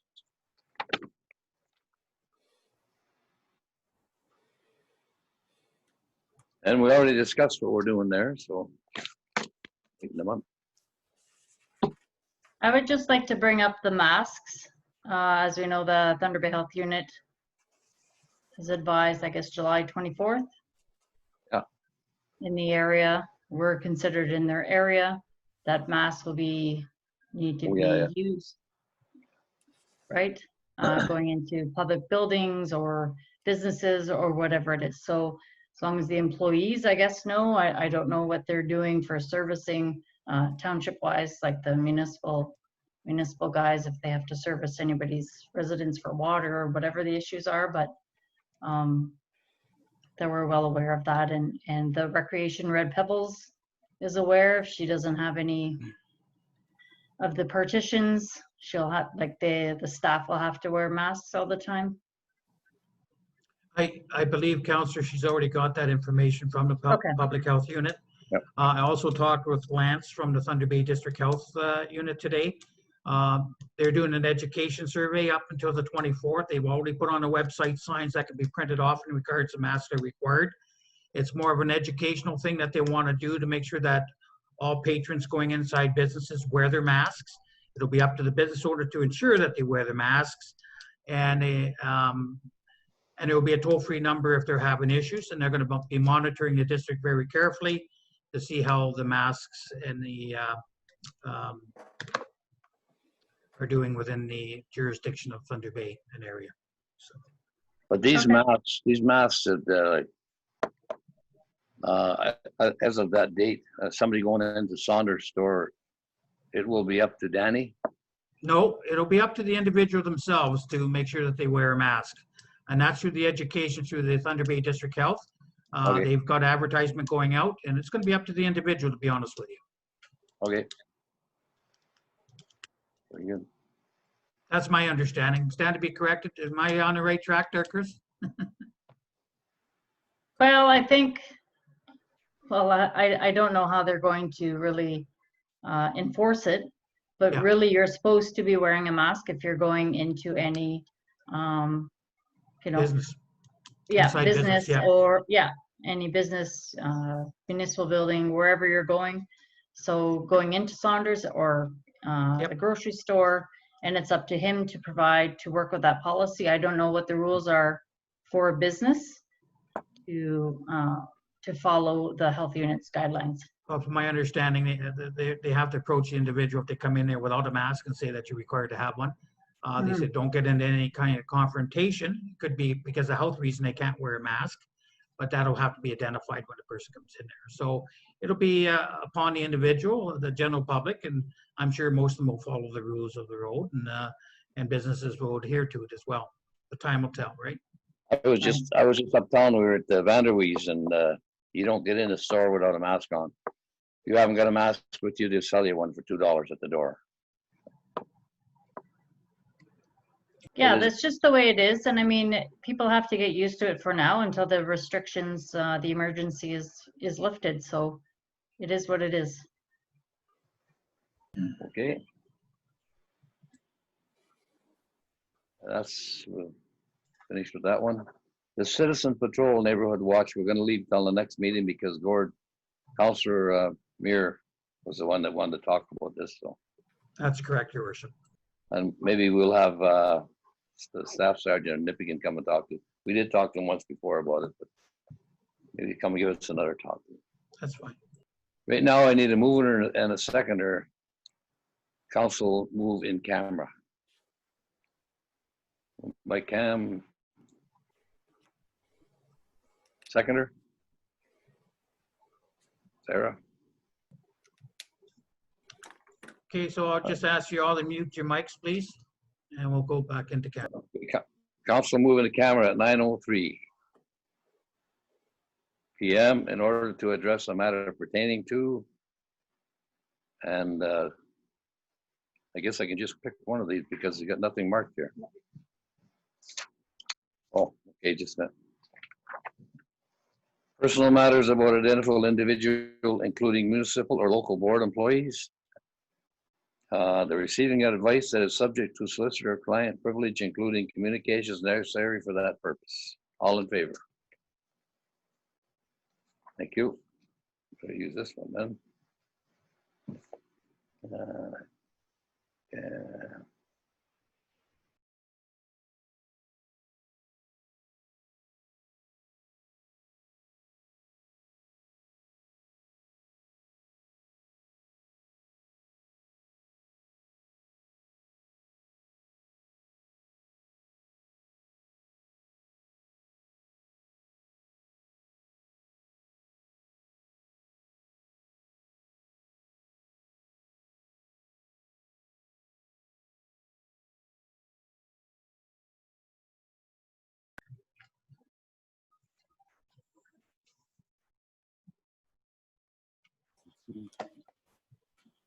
Okay, Everybody's back?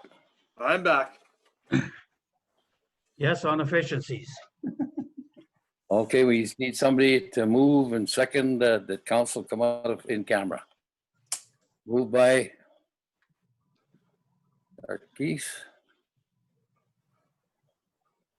Second by Sarah. All in favor? Yeah. Council come out of in camera at 9:50. 2. 9:52, yeah. Thank you very much. No other discussion?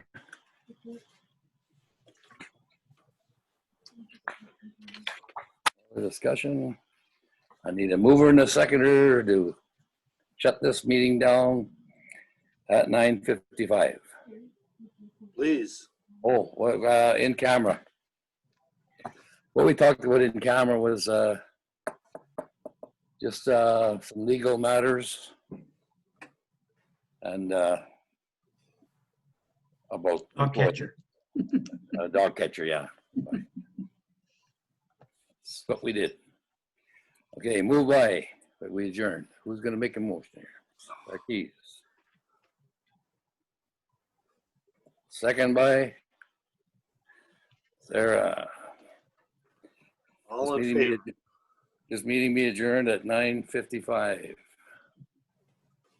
p.m. All in favor?